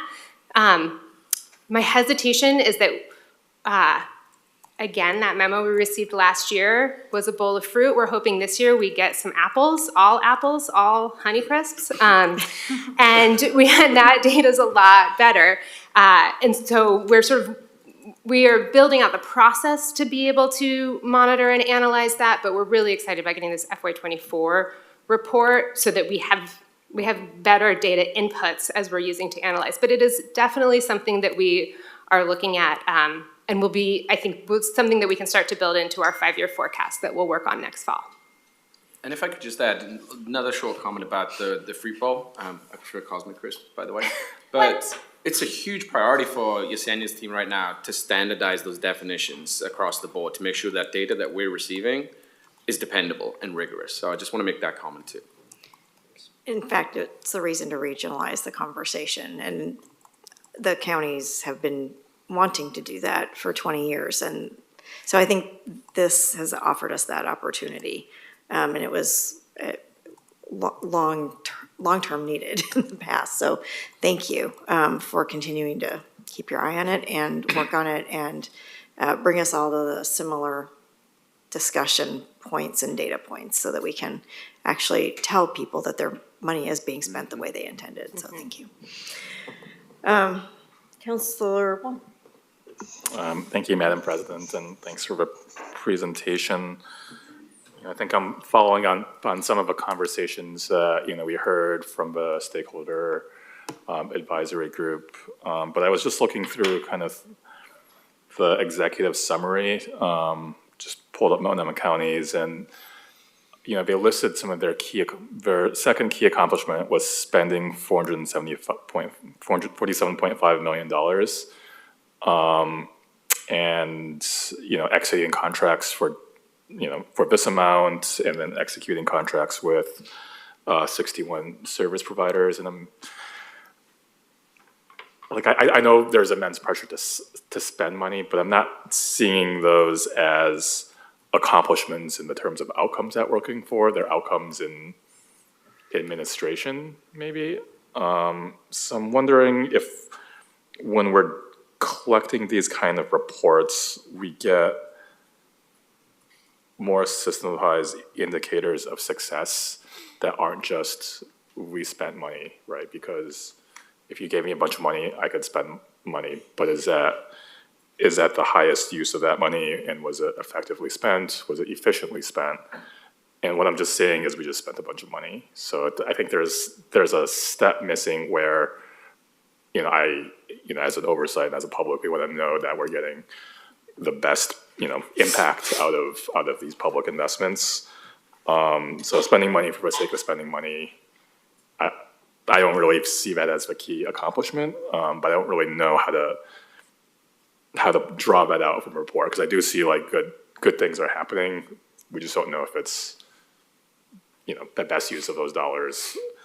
And just on all these contracts that were executed, they are accomplishments, but I think the better indicator for me would be, were they done efficiently and effectively with minimal headache to all the recipients, or was this like pulling teeth? And those things don't really come out from the report, so it's hard to give a full assessment. So I don't know if there's something that you can do maybe in creating a template for executive summary or for the reports that kind of make that linkage of like, we spent this dollars and we got this sort of outcome. But Yes, that's actually something that Yesenia and I have been working on, and it will be rolled out in FY25. So the fourth quarter report, they'll still use the old template, but starting in FY25, we are making every effort so that when somebody opens up and reads the report and they read the outcomes that Yesenia was talking about, new shelter beds built, rapid rehousing, they can easily connect that to the financial report that is within that report and see, oh, this many new beds were created, this is how much they spent in shelter, so that those lines can be easily drawn, because we do understand that they're really two different reports right now that are put together, and that you can't always connect the narrative with the financial spending, but we are making efforts to change that next fiscal year. And I think a good step beyond that too would be like, what's the scope of a problem as well that we're moving towards, right? So it's like we're spending money, we're doing these things, delivering shelter beds or whatever, and here's the scope of a problem that we're moving towards. So it has the full narrative arc of like what's happening with our public investment. Because right now it's like, we're spending money, great, but that's, we're not just here to spend money, we're here to deliver on promises sort of thing. But I guess that'd be my feedback, is just how do we tell that story in a more linear fashion? Thank you. Thank you. We can work on including that. And Marisa, I think, had something to add. Yes, thank you, President Peterson. If I could chime in, Councilor Wong. What you're talking about, an outcome-based system, is exactly what we want to drive toward in our conversations within the existing system and our conversations about a future state of the system. I think when counties were having problems spending, it was important for us to have information about key milestones like contracts executed, spend down when we weren't seeing movement, because we needed to have some indicators of movement forward. But I think, going forward, we really want to shift the way that we're thinking about this whole system from outputs to outcomes and key performance indicators, and making sure that we're not just measuring widgets, but measuring the impact on people's lives and on how all of these resources are working together to reduce the number of people who are living outside. So I really appreciate all these comments, because they really reinforce not just what our stakeholders have been telling us through all these channels as we're trying to develop a recommendation for you, but live conversations that are happening with our partners. So thank you. Great, thank you. Councilor Simpson. Thank you, Madam President. Thank you, Rachel, and thank you, Yesenia, for your presentation. I know this is hard work to track, and you finally I love your analogy of all Honeycrisp apples. They made me think of my son. That's his favorite apple. I want to really uplift that and share the same kind of concerns Councilor Lewis and Councilor Gonzalez presented. I think Liam, in our conversations, I've expressed on a number of occasions, I'm like, hey, population B is like really being tapped into with this funding, which, you know, is a separate conversation, but I think it leads to a conversation around affordability in the region. That said, you answered a lot of my questions my colleagues posed. I have one though, because I'm concerned. I have a lot of, obviously, providers in District 1 that utilize this support. However, they are struggling with getting invoices paid and things. Is there something that you track you can with these quarterly reports? Because my fear is, you know, to Councilor Rosenthal's point, you know, it was hard to recruit people to get into this work. And now we're slowing down their pay, and they could eventually be population B because of a slowdown at the county. And the numbers could actually improve if people got paid on time. So, like, is that something we can track? I can take a crack at answering first, and then maybe Yesenia, you want to jump in, or Rachel, you want to jump in. I'll say that anecdotally, when I meet my friends who work at the service provider level, it's the number one thing. It's the biggest thing is getting invoices paid on time, and the reimbursement system just doesn't work for the work they're being required to do. Outside of my anecdotal experience at the Tri-County Planning Body, one of the 6 main goals is employee recruitment and retention, and encompassed in that is, you know, trying to get to a living wage for all the folks providing this work. We contracted with a consultant named Homebase, and they met with service providers, and the number one issue around living wage was, guess what? Reimbursement. So they give a presentation last night to the Tri-County Planning Body. They're going to follow up with recommendations in the July meeting. And it's good to remember that the Tri-County Planning Body is really there to give metro direction, but it's there to give the counties direction for a regional solution. So there's a lot of that work that is actually happening. It's a little bit under the radar because it's at the Tri-County Planning Body right now. It's a priority. We're hearing from everybody. Yesenia, is there anything else you'd like to add? Yeah, I mean, similar to what Liam is sharing, I will just share that Councilor Simpson, your concerns around this have also been raised by the SHS Oversight Committee. They actually spent a whole session last year diving into this, learning from the counties what's the issue here. And actually in their most recent regional report, they have a recommendation around how can we minimize the administrative burdens that providers are experiencing across like procurement and contracting and invoicing. So the SHS Oversight Committee has also given guidance to counties around like what can we do to like streamline some of these administrative functions, because SHS, there is a unprecedented amount of flexibility that is allowed with these dollars.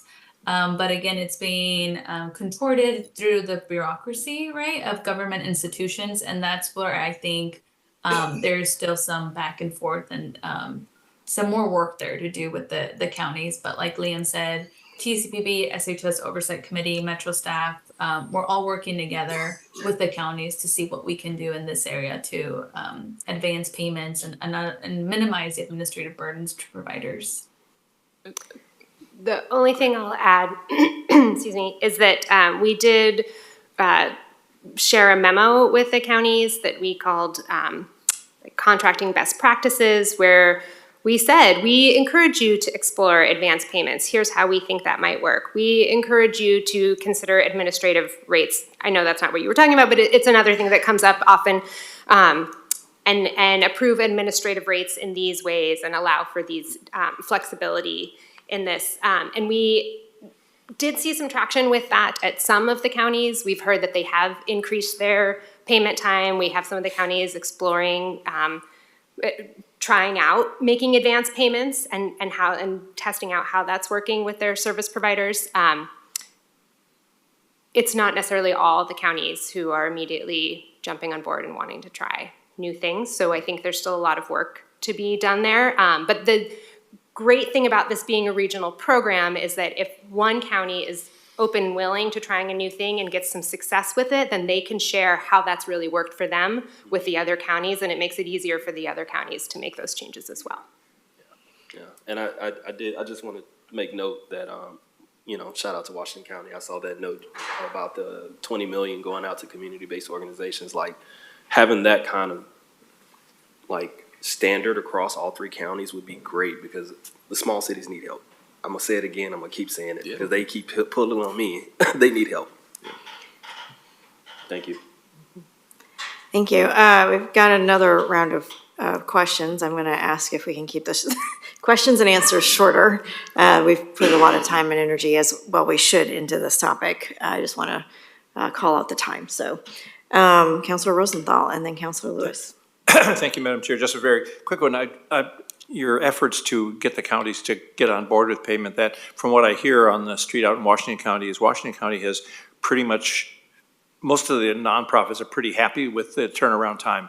And so they were listening and they have been paying attention. So that's great. A quick question, I guess, hopefully very quick, is how many housing units do we expect to be coming online within this next, say, year? And do the counties have the staffs to put people in them and keep them in them? I mean, are we getting close to a balance in that regard?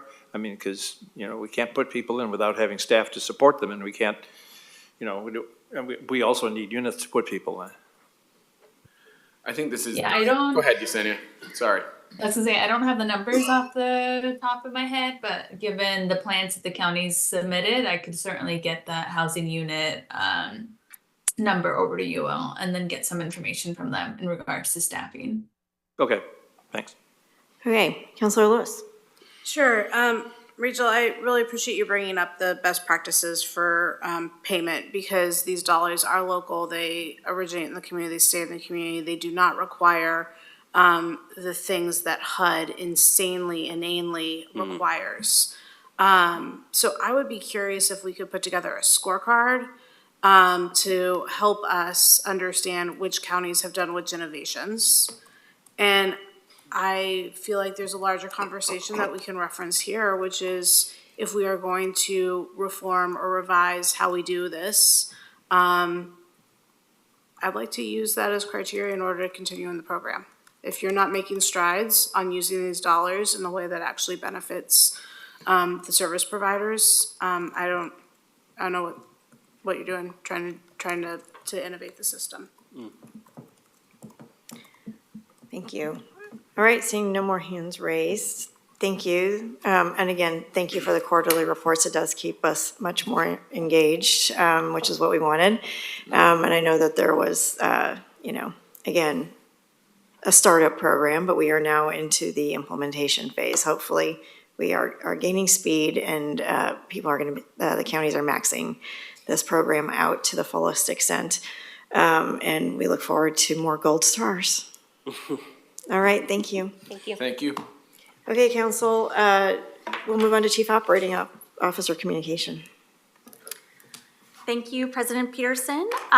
Just a note to the public or yourselves, if you're looking for household goods, furniture, anything, you don't have to buy new this weekend, because there is the Rose City Vintage Market at the Expo Center this weekend. So you can go hunting for cool things and reuse some stuff instead of contributing to our trash system. The hours are Saturday and Sunday, 11 a.m. to 4 p.m. And it looks like Saturday, if you're an early bird, you can go from 8 to 10 and have your early pick. So there's more information on the expocenter.org website. Thank you. Awesome, thank you. Councilor Communication. Anybody? Yes. Oh, Councilor Simpson. Thank you, Madam President. I just want to take a moment to recognize Juneteenth, the Juneteenth holiday next week, and also on next Wednesday, and also Happy Father's Day to all the fathers, early Father's Day. I know everybody's gonna get their tie, cologne, and socks on Sunday, and it's gonna be all good. Anywho,